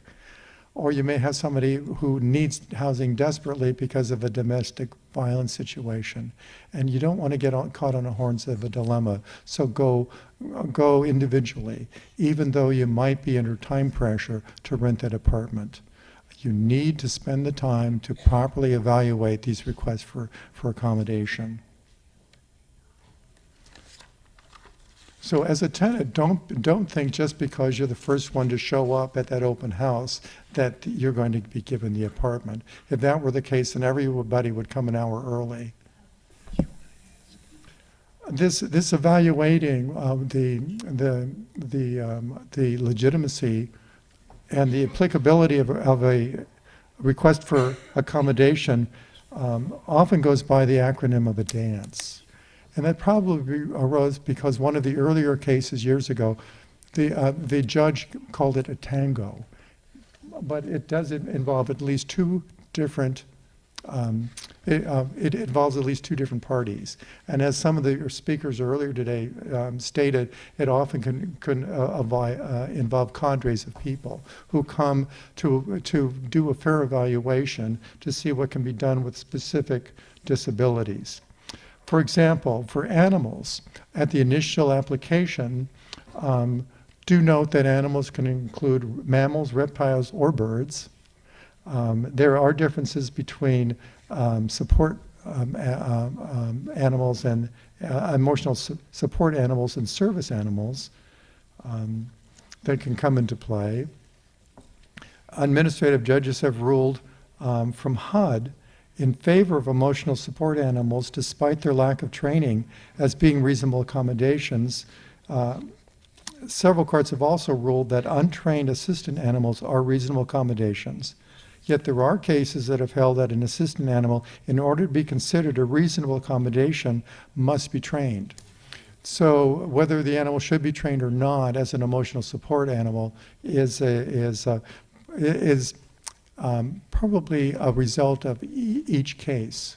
So again, the importance of spending the time necessary to work with the medical professionals representing the tenant to determine what is the best thing to do regarding pets. For mobility issues, right from the get-go, the landlord should decide whether it's a reasonable cost to put in a ramp, the cost of sidebars, or provide another accessible unit in the building, maybe another places come available on the first floor where somebody in a wheelchair can just roll right in. And also, whether parking is available and needed, and if so, then that should be provided to the applicant also. I've already talked about what might happen if the tenant had a history of disruptive noise and behavioral issues. In shorthand, if the applicant is alcoholic or has other problems that cause them to make that noise, if that person is not in treatment, the landlord would have a good justification for denying the application and going on to the next applicant. But if the tenant with medical evidence shows that the applicant is in treatment and is not likely to cause further problems, then again, the lease should be signed with that applicant. If a tenant has a history of hoarding, the tenant could covenant, I suggest the tenant can covenant in the lease to provide their caregivers and support services to keep the unit clean and safe, and then agree to be evicted should the unit become a problem. And by a problem, I don't mean whether it just becomes a little cluttered. I mean, and what the courts generally look at is whether the hoarding gets to the point where it's a health and safety issue. If other tenants are complaining about smells coming from the unit, whether there's vermin like roaches and bed bugs and so forth that are coming out. At that point, the tenant is in clear breach and should be evicted, either as a nuisance or for the breach of the lease that they signed, that lease again being amended to accommodate. That same kind of accommodation should be written into the lease from the get-go when there's a pet. If it's advertised as a no pet building, the landlord is not allowed to hide behind his advertisement. Even though it says no pets and the lease says no pets, as a reasonable accommodation, the landlord should cross that part of the lease out and say one service animal permitted by the name of Lulu, and as long as Lulu isn't a Lulu. And then make an accommodation later on after the tenancy commences. Because if Lulu has a litter, the landlord has a duty to accommodate that too and allow the mom to take care of the little ones until they can be given away. And then come back to the original lease provision allowing for only one animal. But give a reasonable time for the right thing to be done. When landlords come to me and demand that somebody be evicted because their service animal had a litter, I have to send that landlord away. There are basic understandings of the way that we comport ourselves under these laws in California, and we're not allowed to evict for soft cause problems like a litter, for putting your laundry out, so it can air dry without the use of chemicals if you're chemically sensitive. We need to accommodate tenants that have those specific needs. And in fact, Supervisor Kim is now promulgating legislation in San Francisco that's right on the mayor's desk today. So, and we don't know whether he's going to sign off or not. That will specifically prohibit these soft cause evictions. Excuse me. Yes. Can I ask a question? Do you mind? Of course. Just going back a little bit, and it's a quick question. When you were talking about landlord's duty to go by the list, the first applicant, and look through the first applicant's qualifications prior to going to the next, even if the next person has a reasonable accommodation. Does a landlord have a responsibility legally to prove to, let's say, an applicant that there is actually other tenants in front of them? I sometimes deal with people, not where I'm currently at, but people who believe that that's just what the landlord is saying because they don't want to necessarily have to deal with their reasonable accommodation, or they feel a certain way. And I know you're here with your landlord hat. Yeah, right here. Sorry, but I'm here with my tenants' rights. Well, absolutely. And we can find common ground on that. There's a lot of it, especially in San Francisco. But let me answer this question first, because it's an important one. Thank you. That's another reason why landlords should have strict rules that they go by, and they use in every circumstance. And if those rules are followed, the applicant or the person that came later and is not under consideration at that point, and they really have no standing to inquire. So they would only have standing to inquire and ask, well, why not me? Why didn't you evaluate my situation? If they stepped into litigation, and that's a chancy kind of thing to do that possibly Tom Johan can advise you on. And I'm sorry, ma'am, you had a question?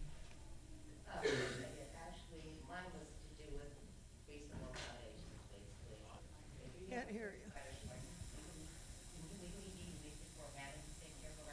It all depends. As we're saying, each case is different. But if you're physically disabled and you need a caregiver, if I, for instance, were a tenant and I had a stroke tonight, and tomorrow morning I was no longer able to cook for myself or clean for myself, I could make a reasonable accommodation as a tenant and be expected, particularly under this new ordinance, to have the lease changed or amended to allow a full-time caregiver to come in and do all of those sorts of things for me. So the answer, under most circumstances, is yes. And even if your lease says that occupancy is limited to only one person, and naming you, it can be fairly amended, particularly under this new law that will probably allow people in a studio to have 2 people living there, and a 1-bedroom to have at least 3 people. So the answer, in most circumstances, under a qualified disability would be yes. And one more, and then I'll have to get. My question is, you said something about accommodation, and if a person had a wheelchair now and they needed to move to the first floor, is that something that, if a unit becomes available, that is the law, or that's a reasonable landlord would do that? There's no law specifically stating that. Under the rent ordinance, if that were to happen, the landlord would arguably have a right to raise the rent to market rental rate. But I would advise most landlords who were graced with more than one unit to rent, if one came available for a tenant who needed it, who could no longer climb stairs, I would urge them to rent the apartment downstairs and reach an accommodation as to what the rent might be. And the rent board is a good mediation, a free mediation service for that kind of thing. There's no law per se. Tom, do you know of any? Well, I would say it's a reasonable accommodation of the disability if the request Right. had been put in when there was the open unit, that they would have to be moved. And failure to move would be a denial of the request. That's correct. But I think the question is there any black letter law right now that says so? And I'm not aware of any. You bet. Okay. I just have a quick question, and for either one of you, something that you said, Michael. As in employment law or other fields, housing in this case, a tenant or an applicant for an apartment does not have a duty to disclose. And I would think most applicants would be well advised not to disclose. In other words, get the apartment, get their foot in the door, whether it's a job, whether it's an apartment. The only time they have a duty to disclose a disability is when requesting a reasonable accommodation. That's true. And even then, there is no letter requirement unless, as we're talking about, it's an invisible disability and they're in the good faith interactive discussion period. So, Michael, when you said when someone's applying, they may be better off stating that they have a disability, however, it's not really going to be a problem. I guess there are 2 ways to look at that. Well, let me, Mr. Bruce, the reason I said that upon the application is only under the circumstances when the landlord has checked the county records and found out that you had been evicted 3 times before for being a nuisance. Oh, Then I would, that part. yeah, that's a Okay. very important part of the landlord procedures that I'm here to tell you about. So as a note of hope, so if you have or know of people who've been evicted before because they didn't get their alcohol under control or their medication wasn't right, and then they're out again competing with everybody trying to find a home, it's not hopeless. Because if they are denied, they can then raise and make a request for accommodation. And the landlord must then, before they're denied again, they have a right to a fair and just accommodation, as long as they can prove as the next step. Yes, not just necessarily proactive, but involving themselves in the dance at that point, and showing the landlord that they're a safe bet to be a tenant, and to get their record clean and get a fresh start. So it's a little known kind of procedure. I'm not going to call it a trick. I'm going to call it a procedure. So tenants don't have to pretend or conceal their disability and then sign a lease, which is something they might not even be able to do if their prior history became apparent. And with the record keeping the way it is nowadays, most landlords know about tenants' past histories. Their evictions, tenants' evictions might be sealed at the courthouse, but when that happens, there's a blank screen that comes up under the name when you call up the name, and that's a tip-off to most landlords that there's been an eviction. So that may be the tenant's exercise, prospective tenant's exercise of judgment, to disclose or not disclose. If the landlord is probably going to find out anyway, I don't think it's good to use alcohol as an example because there is a special rule for that. Anyone with a history of addiction is a disabled person. Anyone who's actively addicted to alcohol or drugs are not protected under the fair housing laws, state or federal. So that is. I understood that they were if they're under treatment.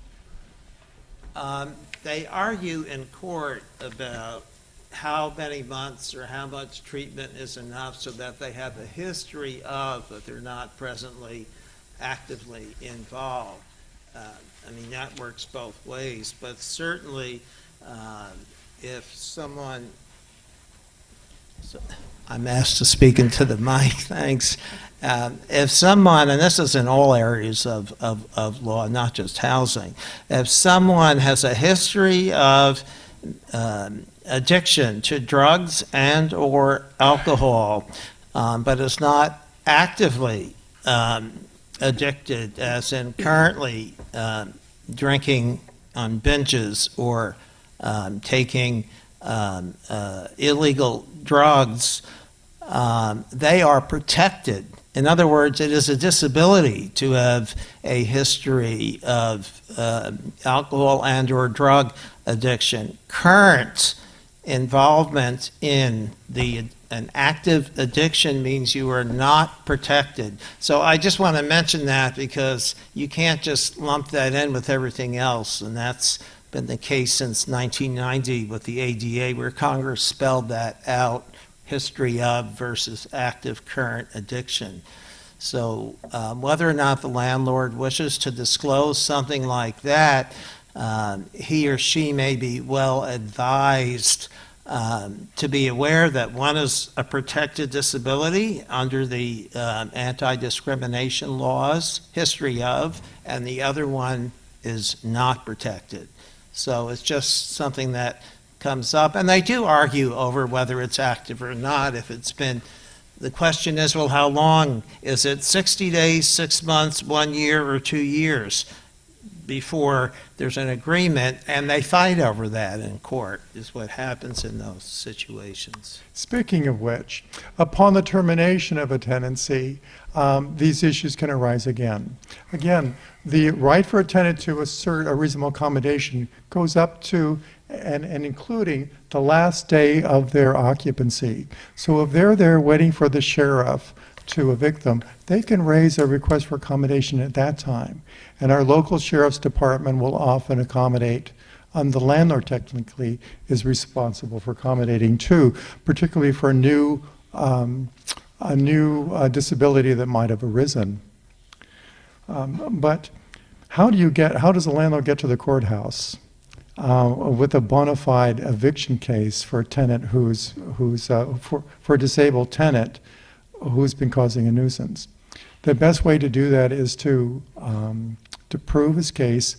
95% of the work is done before any eviction notice is served. I recommend as many warning notices to be made and served on the tenant, specifically stating what those nuisances are. If the tenant invites a collaborative effort with caregivers or with the medical world, the landlord should jump right in and do what they can to accommodate and have that be an ongoing process. And that's when the dance gets most exciting. And by dance, I mean an acronym for disability, accommodation, necessary, cost, and effect. So when the landlord is deciding whether to serve that notice or not, he or she has to determine whether the tenant has a disability as defined by the fair housing laws. Okay, excuse me. You're talking about fair housing laws, and the gentleman next to you was talking about a substance abuse or alcohol abuse previously, if that hinders them having housing. And 13 years ago, I had issues with that, and I came to an apartment complex that had fair housing, and because of issues 13 years ago, they did not provide me with housing. You know, and I'm not trying to understand. I thought at that time, and I had support from a program that tried to talk to them, and they would not even look at me to get an apartment. And now, you're saying there's a law that's protecting us? Yes, and the law is both federal and state, and it's still current right now. In other words, it sounds like, and we can't really talk about any one individual's case, that you were a victim of discrimination. If you had a history of alcohol and or drug addiction, that is a protected disability under the fair housing laws, federal and state. And then for A, accommodation, is the tenant requesting an accommodation of the housing provider's rules or practices? Is it necessary? In other words, is there a nexus? Is there a connection between the disability and what it is the tenant is wanting? And it's usually about the time that a notice is served, that tenant's attorney then serves a form letter to the landlord saying... They're carefully crafted, each and every one. Very, very carefully crafted. Cookie cutter crafted to state that you can't proceed with the eviction because my client is disabled. Those letters generally are a smart thing to send out, but there's not enough time generally that the tenant's attorney has to do evaluation of their client, so it's left blank. Please, don't throw that form letter away just because you think it's incomplete if you're the landlord. Save it, and you must respond to it immediately. And inquire, you must take the next step in this dance and ask, what is the alleged disability and what does it have to do with all of this noise that the tenant's making at night? And then the dance gets a little peppier, and generally nothing happens, and there's just a lot of stumbling around, or there's a real letter from a physician saying that my client has a specific disability that's causing this noise at night. Hopefully the letter will say, my client was using the wrong sort of medication, and it's going to take a few more weeks or months, we believe, before regular behavior can resume again. Please accommodate my client during this disruptive period. Most prudent landlords then will spend the time needed and help to get caregivers sometimes to ensure the quiet enjoyment of the other tenants in the building and to see this rough time through. But if nothing happens, or if the tenant willfully refuses the medication and/or therapy, then the landlord will have a paper trail to show that they've done everything to accommodate, and they should then proceed and serve the notice. And they'd be better able to prove their case in court. May I ask a quick question? You bet. Let me get the mic. Let me someone get the microphone too. Pardon me? Where's it? May I ask a question? Yeah, go ahead. May I ask a question? Please. Maybe just this one and then I have had the mic for a little bit, so may I ask a question, or? go ahead. I have two questions about liability. Could you raise your hand, please? I can't see you. Oh, hello, sir. I have a couple questions about liability. You mentioned that landlords and the tenant can write in-home support service worker or other care provider into the rental agreement. So my first question is, if that care worker becomes injured by the premises or in performing the work, who are the possible parties responsible? And second, I see that there's a request that the tenant disclose their medical condition to the employer or to the landlord. So I'm wondering, what are the HIPAA implications or privacy as to how you prevent that confidential information from getting beyond that one wall or whatever? On the liability issue, most landlords I know, especially ones with mortgages, have liability insurance to cover them for a slip and fall or injury that the caregiver might have, particularly if they're written into the lease. Regarding the employment issues, I'm not. That's beyond the scope of this MCLE course. So and we're short for time, so I'm going to have to pass on that question unless somebody else wants to take it up. It was a HIPAA question. All right, my question Yes, is, sir. in regards to reasonable accommodation, you've been speaking about it in the context of a nuisance, but what about in terms of non-payment of rent? Is there ever? Yeah, non-payment of rent. Normally, when Tom and I, Mr. Drohan and I, Mr. Drohan being the tenant attorney, and I have these sorts We of do the dance all the time. Yeah, and that's why we know that it often involves more than one. It's more like a square dance. When it's a non-payment of rent case, most of these cases are settled, and we'll go through a stipulated settlement that are often made in court. Usually, tenants go to RADCO or other places where they can get financial help. They seek help from their physicians to stabilize their condition, so to keep their job, and to scatter around, to be alert enough to ask, because we all need help from time to time, to ask for friends or family for help. And if that doesn't quite pan out, Mr. Johan and I will normally enter into a settlement agreement for what we call an easy payment plan. And that's where the landlord may have to wait a month or two before the plan kicks in. But then the tenant has to comply with monthly payments over 6, 12, sometimes 24 months. And this isn't just a way of the landlord guaranteeing he gets that the rent comes in, but it's also I found over 36 years of doing this, that it helps to discipline the tenants to get into the regular habit of paying the rent on time. If they know that they're under the gun, if they know they can be evicted for breach, they're much more likely to get their rent in on time, and they often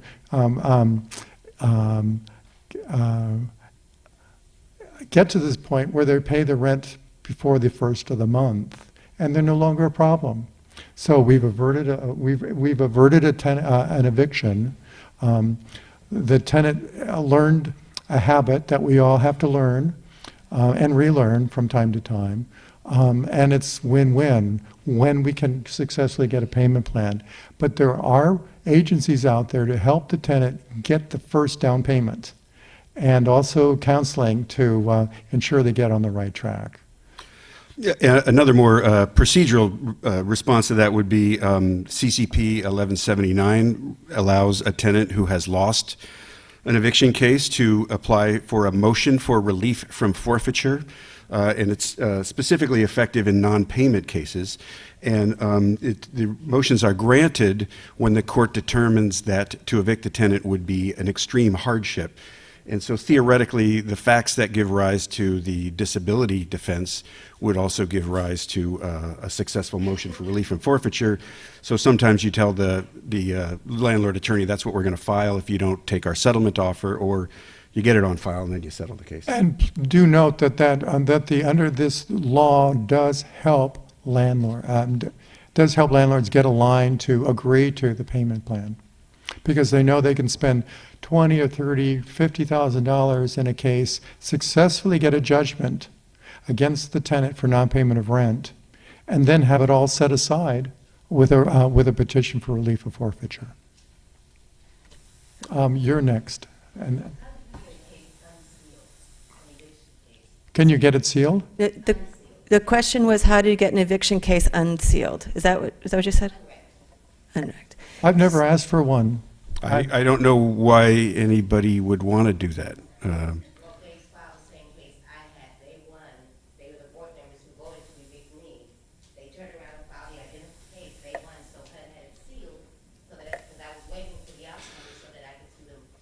Okay, there's something I was going to talk about in my. Okay. Should I just get? I think maybe we should just move on, maybe into Tom. I'm going to talk about sealing records in mine. So. And is that okay, Michael? Or we're almost done? Just a moment.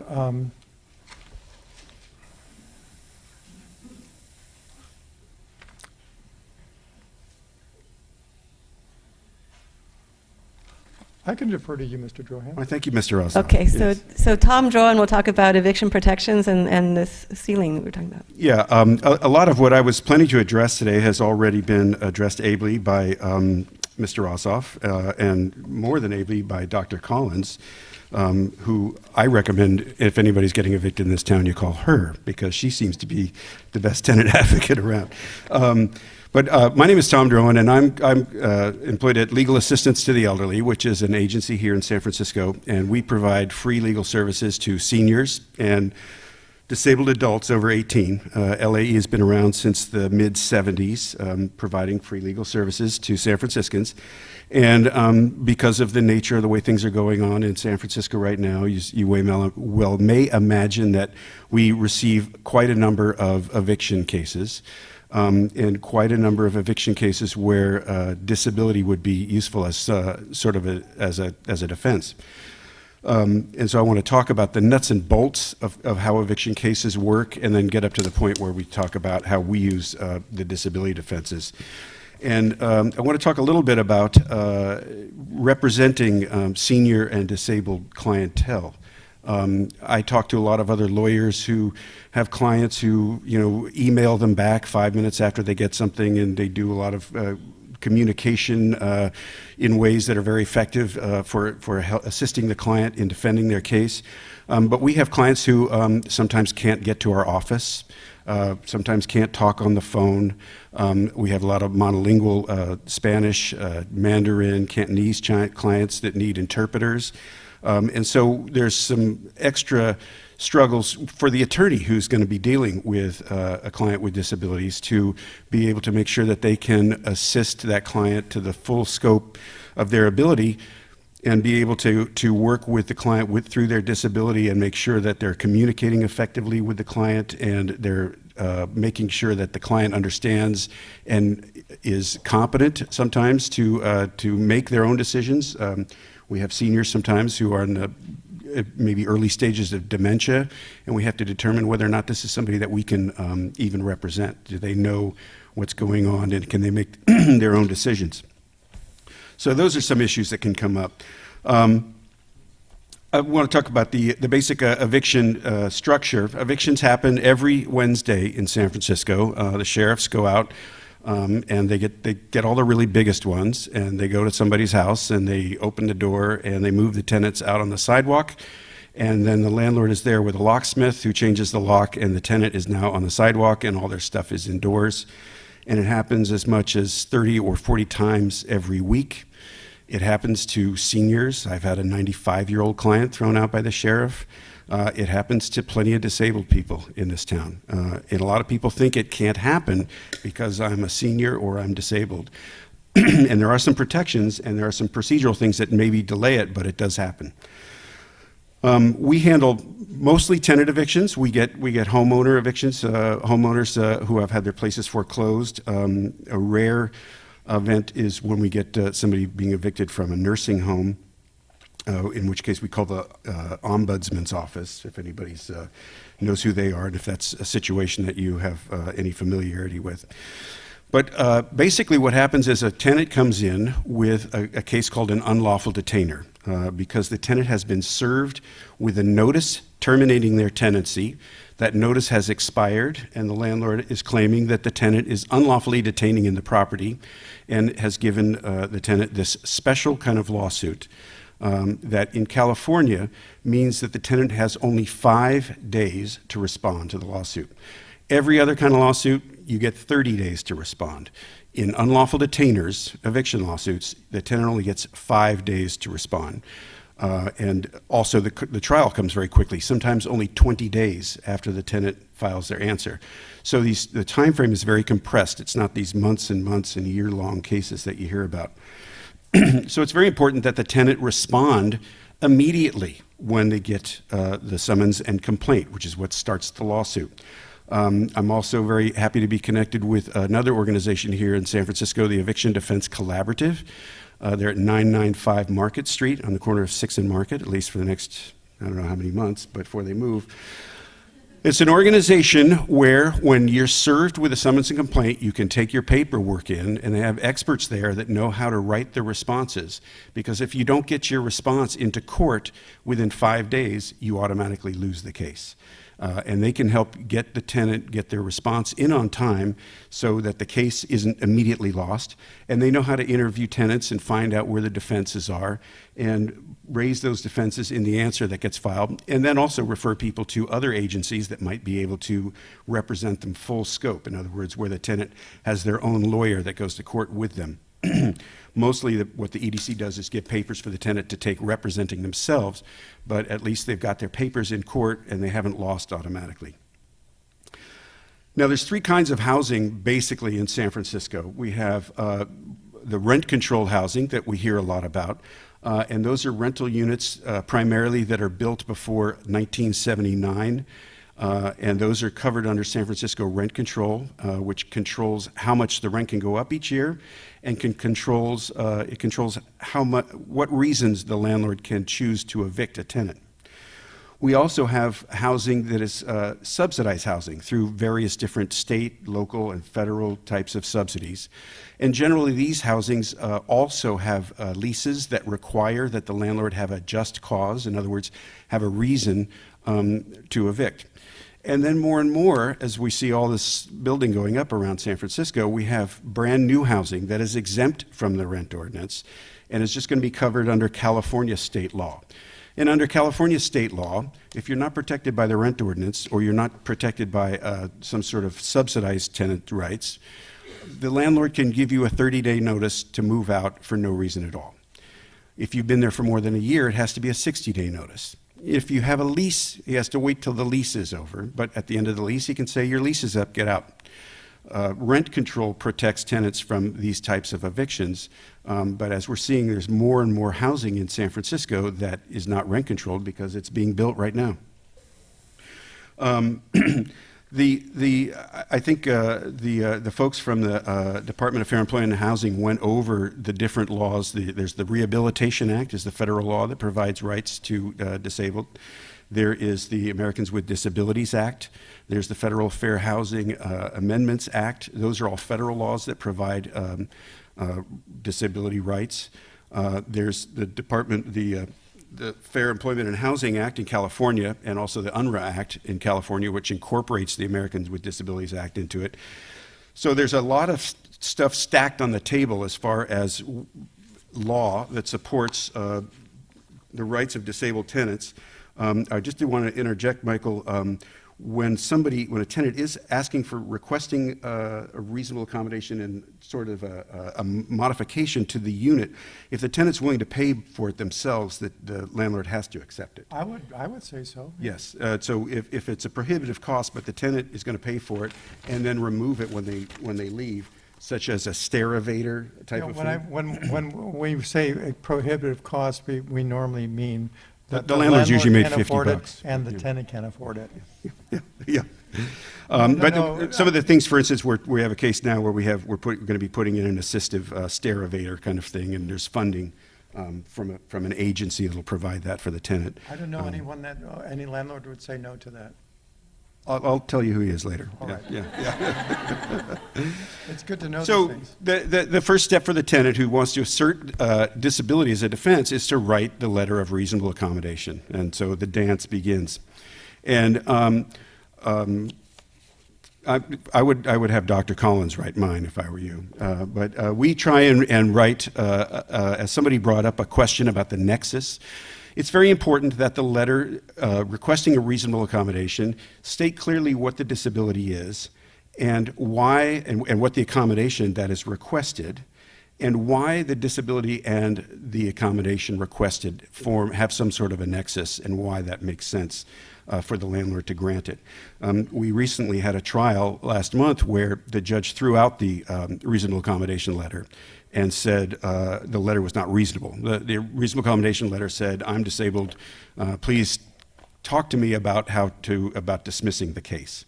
The judge felt that was not a reasonable request, and so struck our disability defense at the trial. It turned out not to be important, and I think it was the wrong decision by the judge, because the federal case law shows that once you make a request for the request doesn't have to be reasonable. You have to make a request for a reasonable accommodation. The landlord then has to come back and the dance, as Michael calls it, the interactive process. The landlord is required to engage in an interactive process. If the tenant says, "I'm disabled, drop the case," the landlord or the landlord's attorney might say, "That's not a reasonable request," but they cannot ignore it. They have to come back and say why they think it's not a reasonable request, or explain why this fits with your disability, or narrow your request. Failure to engage in the interactive process itself, in other words, failing to respond to this letter, is a violation of the Americans with Disabilities Act and the Fair Employment of Housing Act. It is discrimination. And just to back up, the discrimination claim comes because if you are failing to give a disabled person a reasonable accommodation, you're discriminating against them. And discrimination is a defense in unlawful detainer actions in California. So now we've strung it out even a little further, that failure to engage in the interactive process is also discrimination, because it's failure to obey the constructs of the Americans with Disabilities Act and the Fair Employment and Housing Act. It's very clear from the case law that this is the case. It's not always easy to get judges to do what the law says, and so we don't necessarily always get this point across. It's a subtle point, but it's used better in the negotiation pre-trial than it is during the trial. And when you have intelligent attorneys like Mr. Rossoff on the other side, he advises his clients to engage in the interactive process because he likes the dance. That too. So then we get to the thing, what do you have to give out in the interactive process? And this is another issue that I grapple with in cases, because the landlord's attorney, there are some attorneys who are very inquisitive, and they want to know everything. They want all your financial records. They want all your doctor's records going back 15 years. They want to know where you pick up your prescriptions. If you have a marijuana card for your prescription, how much marijuana do you smoke and where do you buy it? Situations like this starts impinging on the medical privacy of the tenant. So we got to somehow find a balance between the interactive process, because the landlord is required to inquire from the tenant, what can I do? What is your disability? And tell me about it so I can figure out ways to make it so that you can fully enjoy the use of the of the premises. On the same time, the tenant has their own medical privacy and HIPAA concerns, and just the fact that just because they're disabled, you don't have to spread your whole life out in front of the landlord. There's essentially no settled law on this case. We have a case we argued this morning in the eviction courtroom that we're waiting for a determination from the judge, and whoever loses it, the landlord or the tenant, we're going to end up appealing it. But the one source that I found is I think it's called a joint statement from the Department of Housing and Urban Development and the Department of Justice. This came out in 2004, and it's trying to clarify what a reasonable accommodation would be. And I'll just read it out loud here. Question: what kinds of information, if any, may a housing provider request from a person with an obvious and known disability who is requesting a reasonable accommodation? Answer: a provider is entitled to obtain information that is necessary to evaluate if a requested reasonable accommodation may be necessary because of a disability. If a person's disability is obvious or otherwise known to the provider, and if the need for the requested accommodation is also readily apparent or known, then the provider may not request any additional information about the requester's disability or the disability-related need for the accommodation. If the requester's disability is known or readily apparent to the provider, but the need for the accommodation is not readily apparent or known, the provider may request only information that is necessary to evaluate the disability-related need for the accommodation. So this isn't the same thing as having as in a case or in a statute, but it's very informative what the Department of Justice and the Department of Housing feel is important. And although a lot of people like to say you don't have to tell them what your disability is, that doesn't always win the argument when you're doing the dance, because you do have to give enough of your disability so that the landlord can understand why the nexus that you're claiming is proper and why the landlord needs to grant that request for reasonable accommodation. When you go to it, there's cases that describe some of the cases that talk about what has been held to be a denial of a reasonable accommodation. In McGarry versus City of Portland, I'm not going to read all the sites here. I don't want to bore everybody. That's why we don't have a visual presentation. We're just lawyers. We don't do anything exciting like visuals and stuff. It's just briefs for us. But Portland versus McGarry, the City of Portland was bringing an action against a homeowner who was a hoarder and had trash in the yard. The homeowner had AIDS and requested more time to clean up, which is basically what we're doing in all of our hoarding cases. The city denied him the time, came and cleaned it up themselves, charged him for the cost of this and put a lien on his house. And he sued the city and won. And the court held that they did not honor his request for a reasonable accommodation.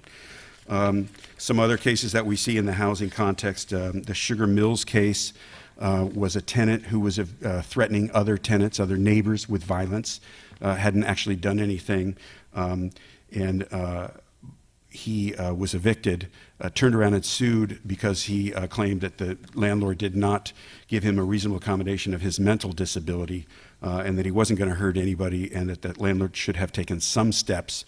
And the court agreed and upheld that the landlord had not made a reasonable accommodation for the tenant in that case. Another case going even further, in another Colorado case, Roe versus Housing Authority of the City of Boulder. In that case, the tenant was actually punching other neighbors in the hallways of the building where they all lived, and requested a reasonable accommodation of his mental disability. And the court held that the landlord could not go ahead and evict without going back to the tenant and to see what, if any, reasonable accommodation might be made. So these are pretty strong cases for the fact that the courts should look at the duty to provide a reasonable accommodation very severely. Radecki versus Jora was one where the tenant told the landlords that he was ill and needed more time to prepare for a pest inspection. The landlord denied that, and the tenant asserted that she suffered from severe depression and needed more time, and the court held that the landlord had a duty to grant that request also. So those are some of the contexts that they're similar to other things that we've seen. Also, somebody asked about something where I think there was a question earlier that they hadn't gotten a response on their request for reasonable accommodation. A delayed request is the same thing as a no, and there's case law on that effect. Also, as Michael pointed out, you can ask for this request for reasonable accommodation at any time, even up to and including the day of eviction, and there's still a duty of the landlord to offer that reasonable accommodation when requested. Our advice is don't wait that long. I talked about. But sometimes a health condition arises at the last minute, and the tenant needs more time. Yeah, I mean, we have cases because the sheriff actually refers us people who have only because they're bedbound didn't realize that there was this summons on the door and a notice from the sheriff on the door, and it wasn't until the sheriff knocked and explained to the tenant what was going on that they realized they were being evicted. And that goes back to when I talked about you only have 5 days to get your paperwork in. Once you're served, you've got to go to the Eviction Defense Collaborative that day or the very next day, so they have time to prepare your response, and that's going to help you fight your case and get your reasonable accommodation.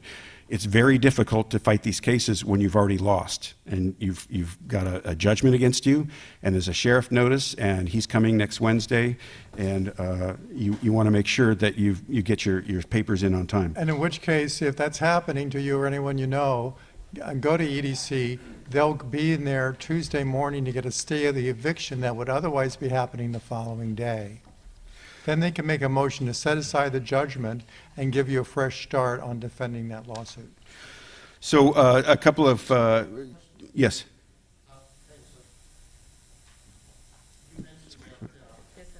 Oh, okay, thank you.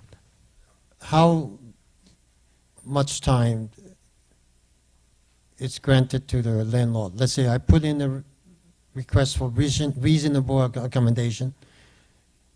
5 months later, no answer yet. What is the guideline? Well, I don't think there's any specific guidelines, but if you've gone to trial and the landlord hasn't come back to you with a response, obviously it's too long. 6 months was in this case too long. I would think if you're in the middle of litigation, unlawful detainer litigation, where everything turns around on 5 days' notice, 5 days would be held to be reasonable. At that point, it would be incumbent upon the landlord to respond. Otherwise, you would be raising at trial, Judge, he never responded to my request.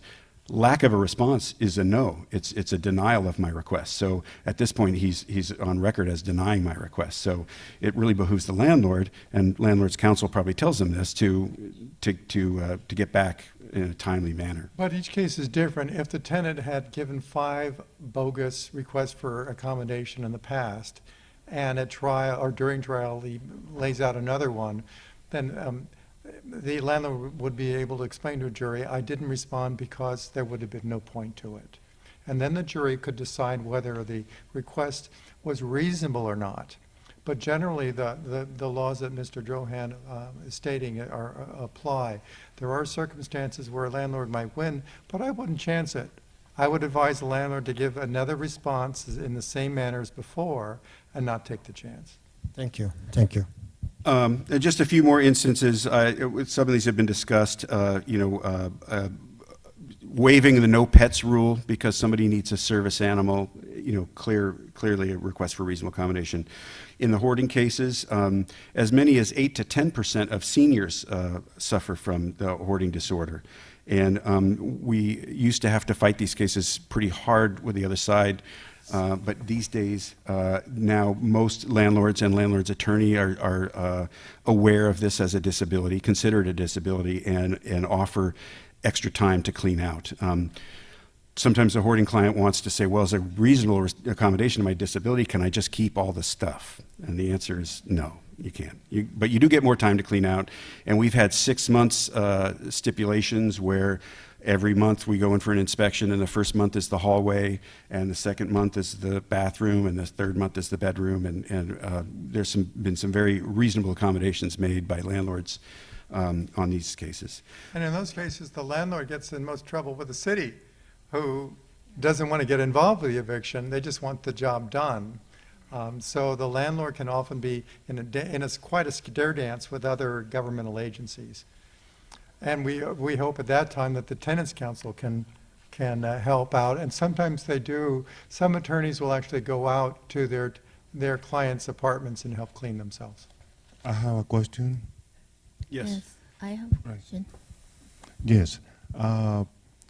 Perhaps if you be precious also, and you don't have time to clean up because of pressure and harassment, and you have to move immediately, then they don't give you no time to clean up, and they turn around and say they not want to give you the deposit that you when you before want to live in that place, you give the deposit first, and then they deny to giving you the deposit. Would they have the right to keep the deposit? The landlord can be in trouble if the landlord didn't give a comply with Civil Code Section 1950.5 that states that the landlord and the tenant should walk through the apartment several weeks before the move-out date. And if they fail to do that and the landlord does not inventory the work that needs to be done to get the premises back to the way it was at the time it was rented, minus wear and tear, you would have a good argument to collect your deposit, plus the interest that's available to you under Administrative Code Section 49.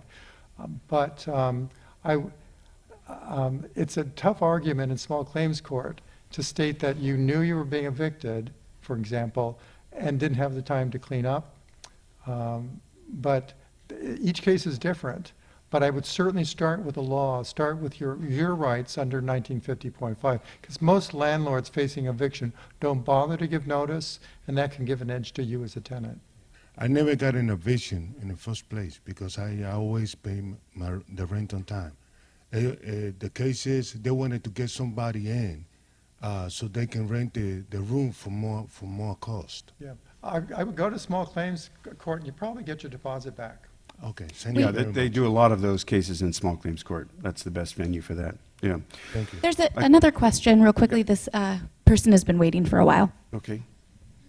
I don't know if you care to comment on stipulated judgments, the difference between with prejudice and without prejudice, because I understand that does have implication for later if you rent, for example, public housing. And also in the case of constructive evictions, whether that matters or not, if you care to comment, I don't know if it's related to. Well, those are pretty separate things. I'll talk about prejudice and with prejudice and without prejudice. Generally, it's going to get to the point where we talk, before you go to trial, you have a settlement conference, and 98% of all these cases settle usually at the settlement conferences, and we don't go to trial on that many. Trial is risky, and if you lose, you're out pretty quick. Settlement conferences, hopefully we get a settlement where the reasonable accommodation is granted and the tenant is going to stay. Worst case scenario, the tenant has to move out as part of the settlement, but we get more time for them to move out, or some relocation money, or both gets paid when they move out. Part of what the settlement conference usually does, the settlement calls for the record to be sealed. And as somebody was talking earlier, these court records are available online, but you can ask the judge to seal your records in an unlawful detainer case. It's actually not the same, it's not really sealing them, it's called masking. So the records are still there. They're available to anybody that goes to the courthouse and knows the case number and the address and the names of the people involved. So you have to be sort of intimate with the case to be able to look at the record, but it's masked on the internet. Sealing records that somebody else brought up is another process that goes on in other types of cases and wouldn't really apply in the unlawful detainer. But also what happens as part of the settlement is the parties agree that the case will be dismissed. And the dismissal form that everybody uses and checks the boxes off says a box with prejudice or without prejudice. If you're dismissing something with prejudice, it means you can't bring that case back up again. If you're dismissing something without prejudice, for instance, our office does a lot of cases where we represent debtors who are being sued for credit cards. And the credit card companies usually back down when we show up on the day of trial, and they dismiss the case. But they dismiss the case without prejudice, meaning we reserve the right to come back and sue you on this debt again. In the eviction context, it really doesn't matter if something is with prejudice or without prejudice, because it'd be very difficult for the landlord to come back and sue on the exact same notice. So, and it also would have no bearing on your record in terms of somebody looking at if your case was dismissed with prejudice or without prejudice in terms of looking you over for subsidized housing later. So that was, I basically wanted to touch on the settlements. That's a procedure. It takes place at court the week before trial. You go there. There's a great program run by the Bay Area, the San Francisco Bar Association, and they'll provide you with a lawyer for the day that's called a limited scope attorney who will be there with you for your settlement conference. So you'll have somebody who knows what they're doing to help guide you through the settlement process. And ideally, you get your case settled, your reasonable accommodation is accepted, and you remain in your home with a better educated landlord. And if you don't get that done and you're going to trial on Monday, give us a call. Yes. Thank you.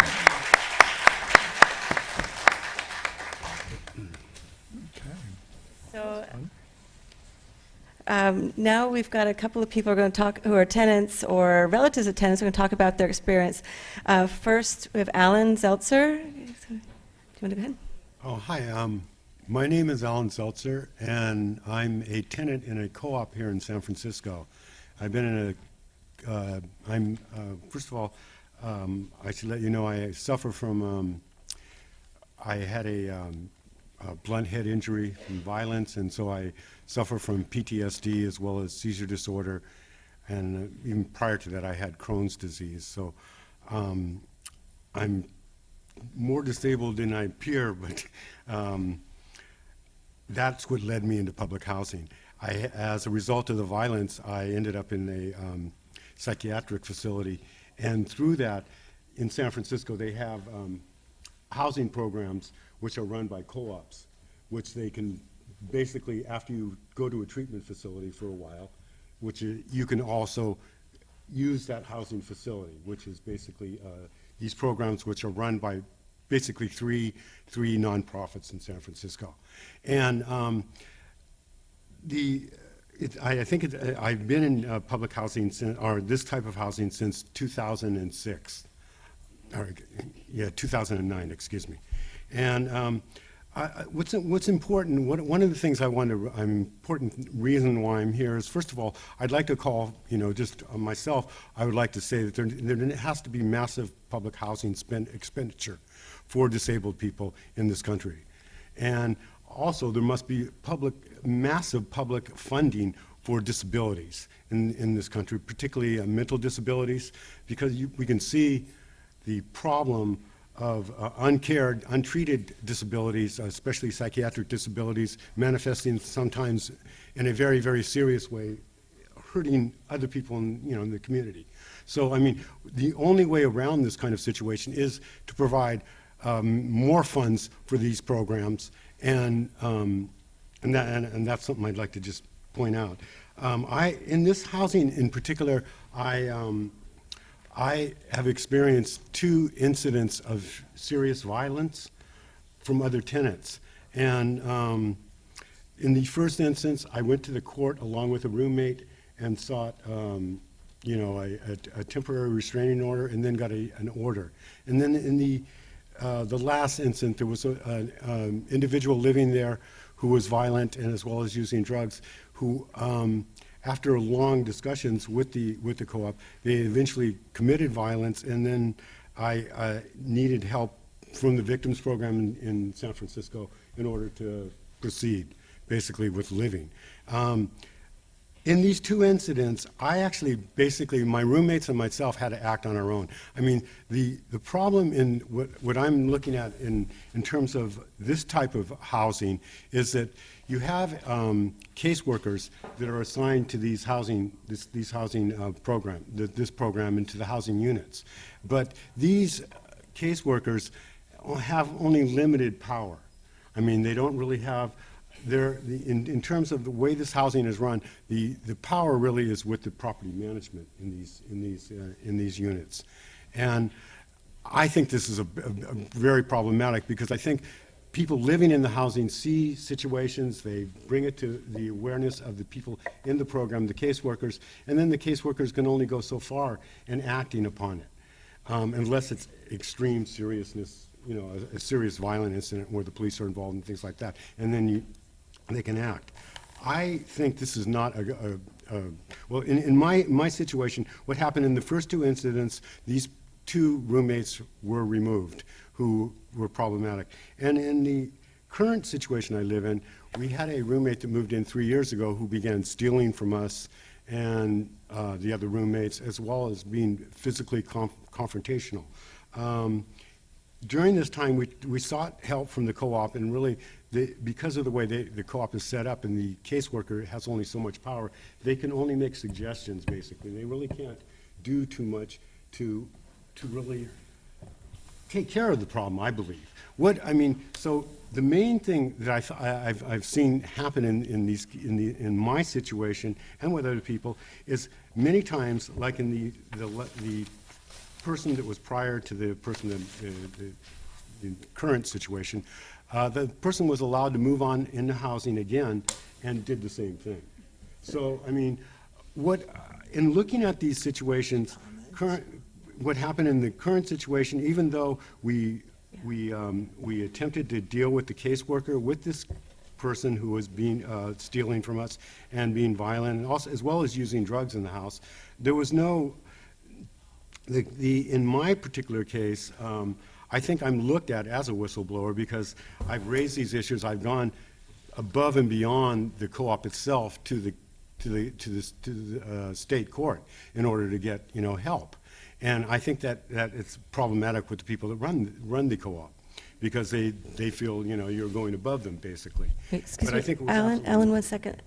I'm sorry. I think the technicians here are saying we have to leave, so I think I'm going to ask each. We have several remaining speakers. Maybe everybody just have a few minutes. Is that okay? Well, so mainly, the main thing I was I only had 5 minutes anyway, but the main thing I think is important is that the county be given much more oversight on these nonprofits.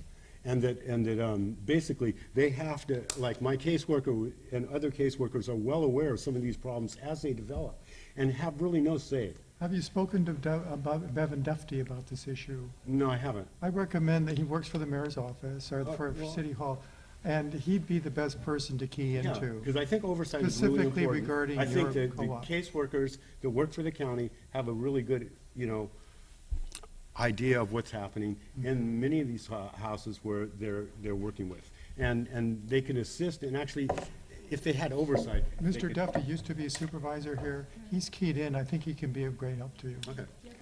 Okay.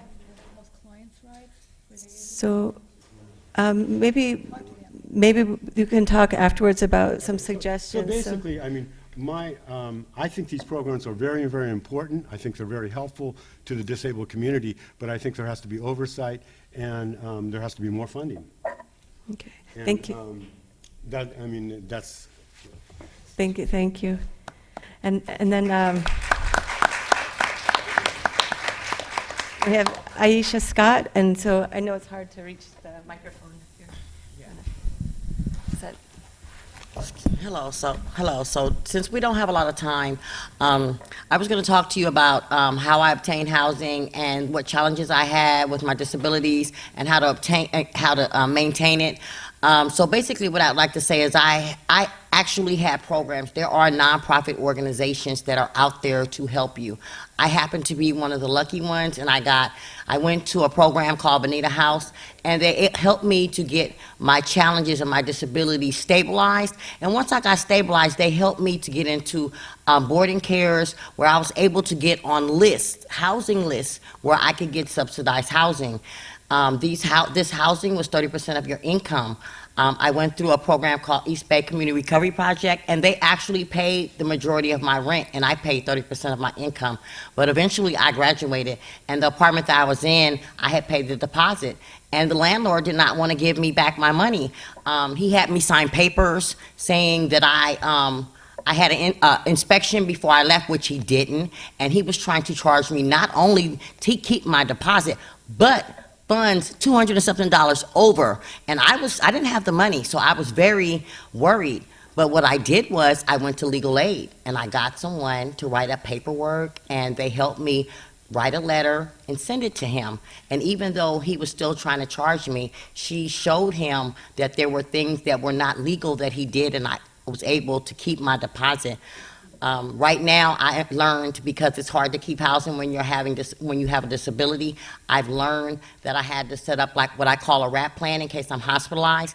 And this plan, it just helps you to actually put in place people that will pay your rent, people that have access to your checking account, people that if you're hospitalized, they can take care of your pets, people that can come pick you up, people that when you go home, they can sit with you for a couple of days. Whatever it is that you need, they provide them for you.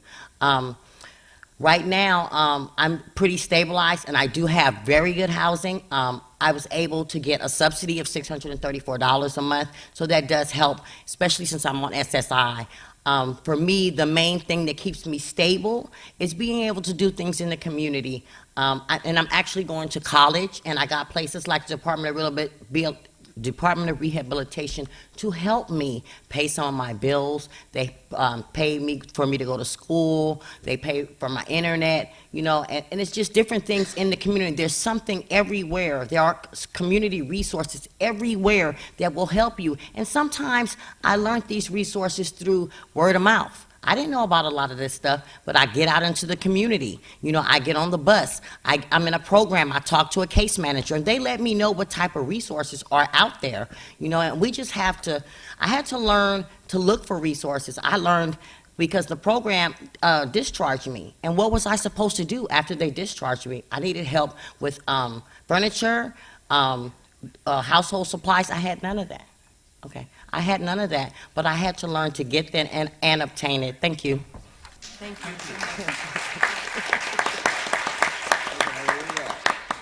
Lisa Noriega is going to share her family's experience with advocating for the therapeutic animals. Hello, my name is Lisa Noriega. I work for Contra Costa County Behavioral Health Services, Office for Consumer Empowerment. Today, I'm going to share the story of me and my mother advocating for her therapeutic animals.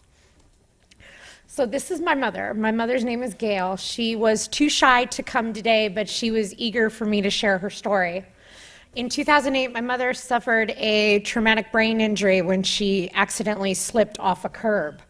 My mother has physical, emotional, and cognitive function impairment because of it. She gets permanent vertigo. When she looks up or down, she falls down. She gets really dizzy. Another physical impairment of it was Meniere's disease. She has water on the ear.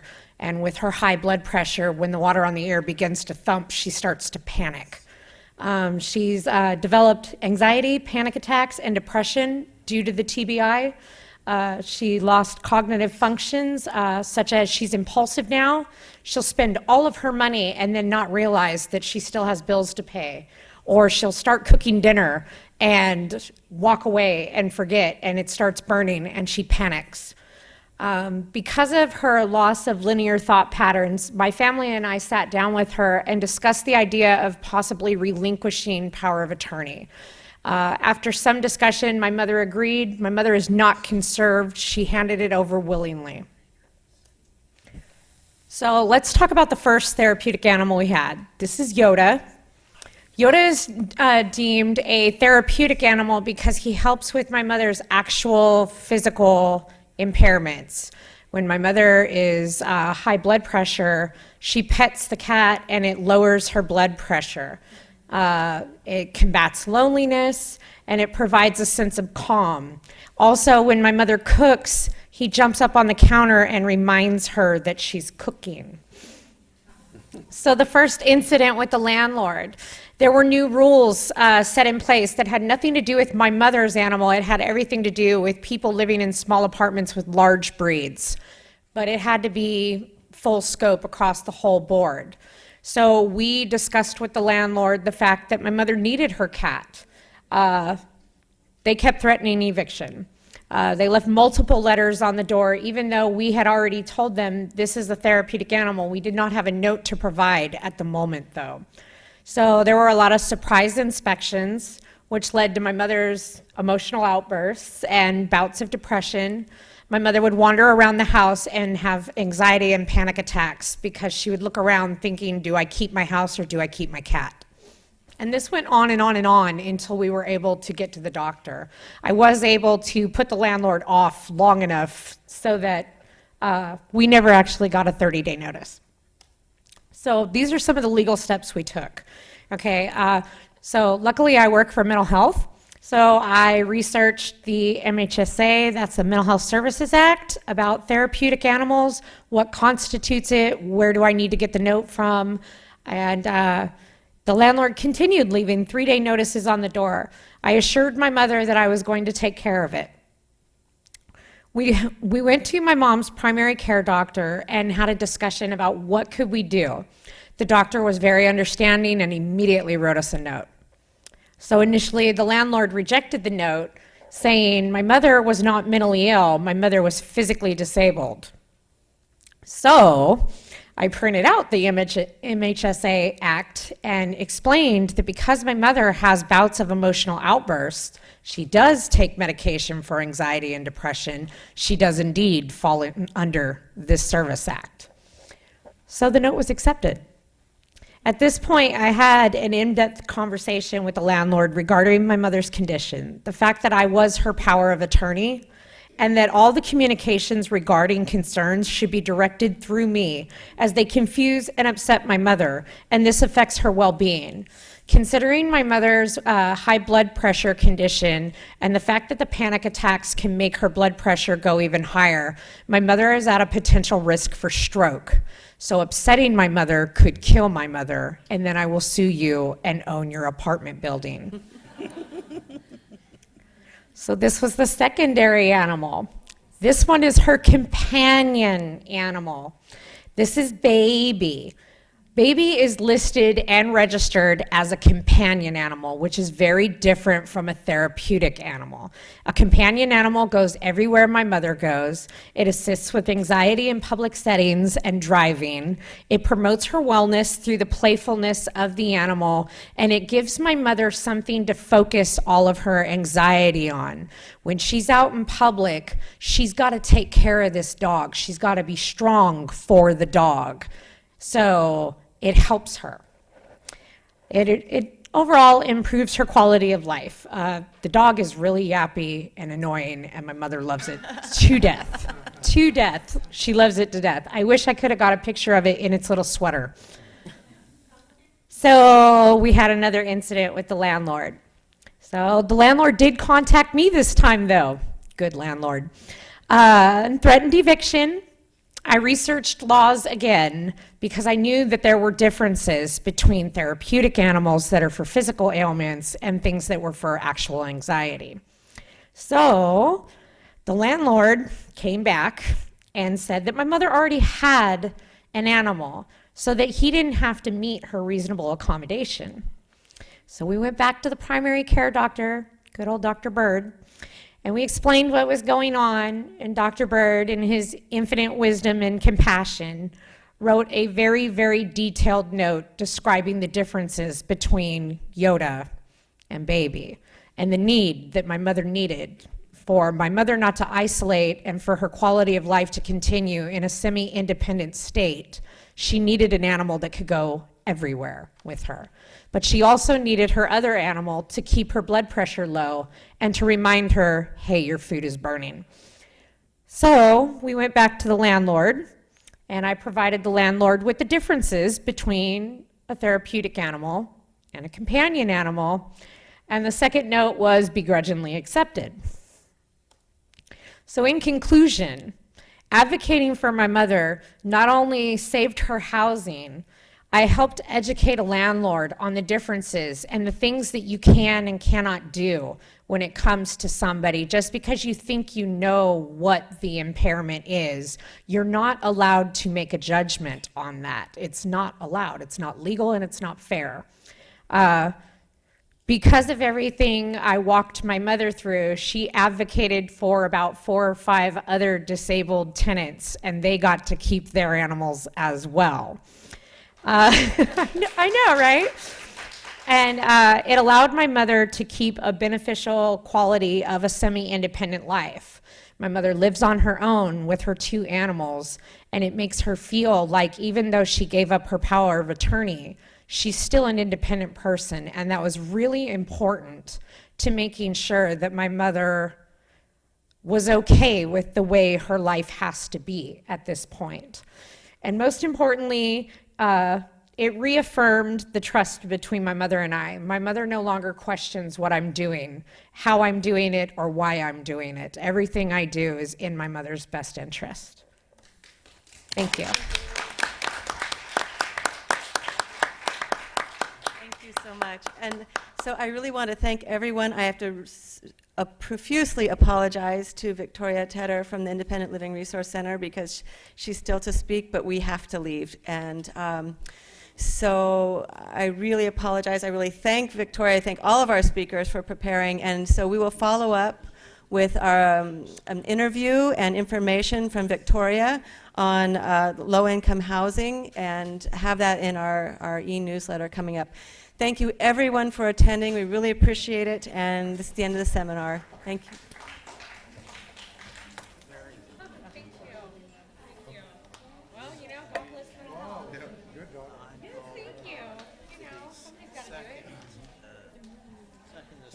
Good to meet you. Yeah.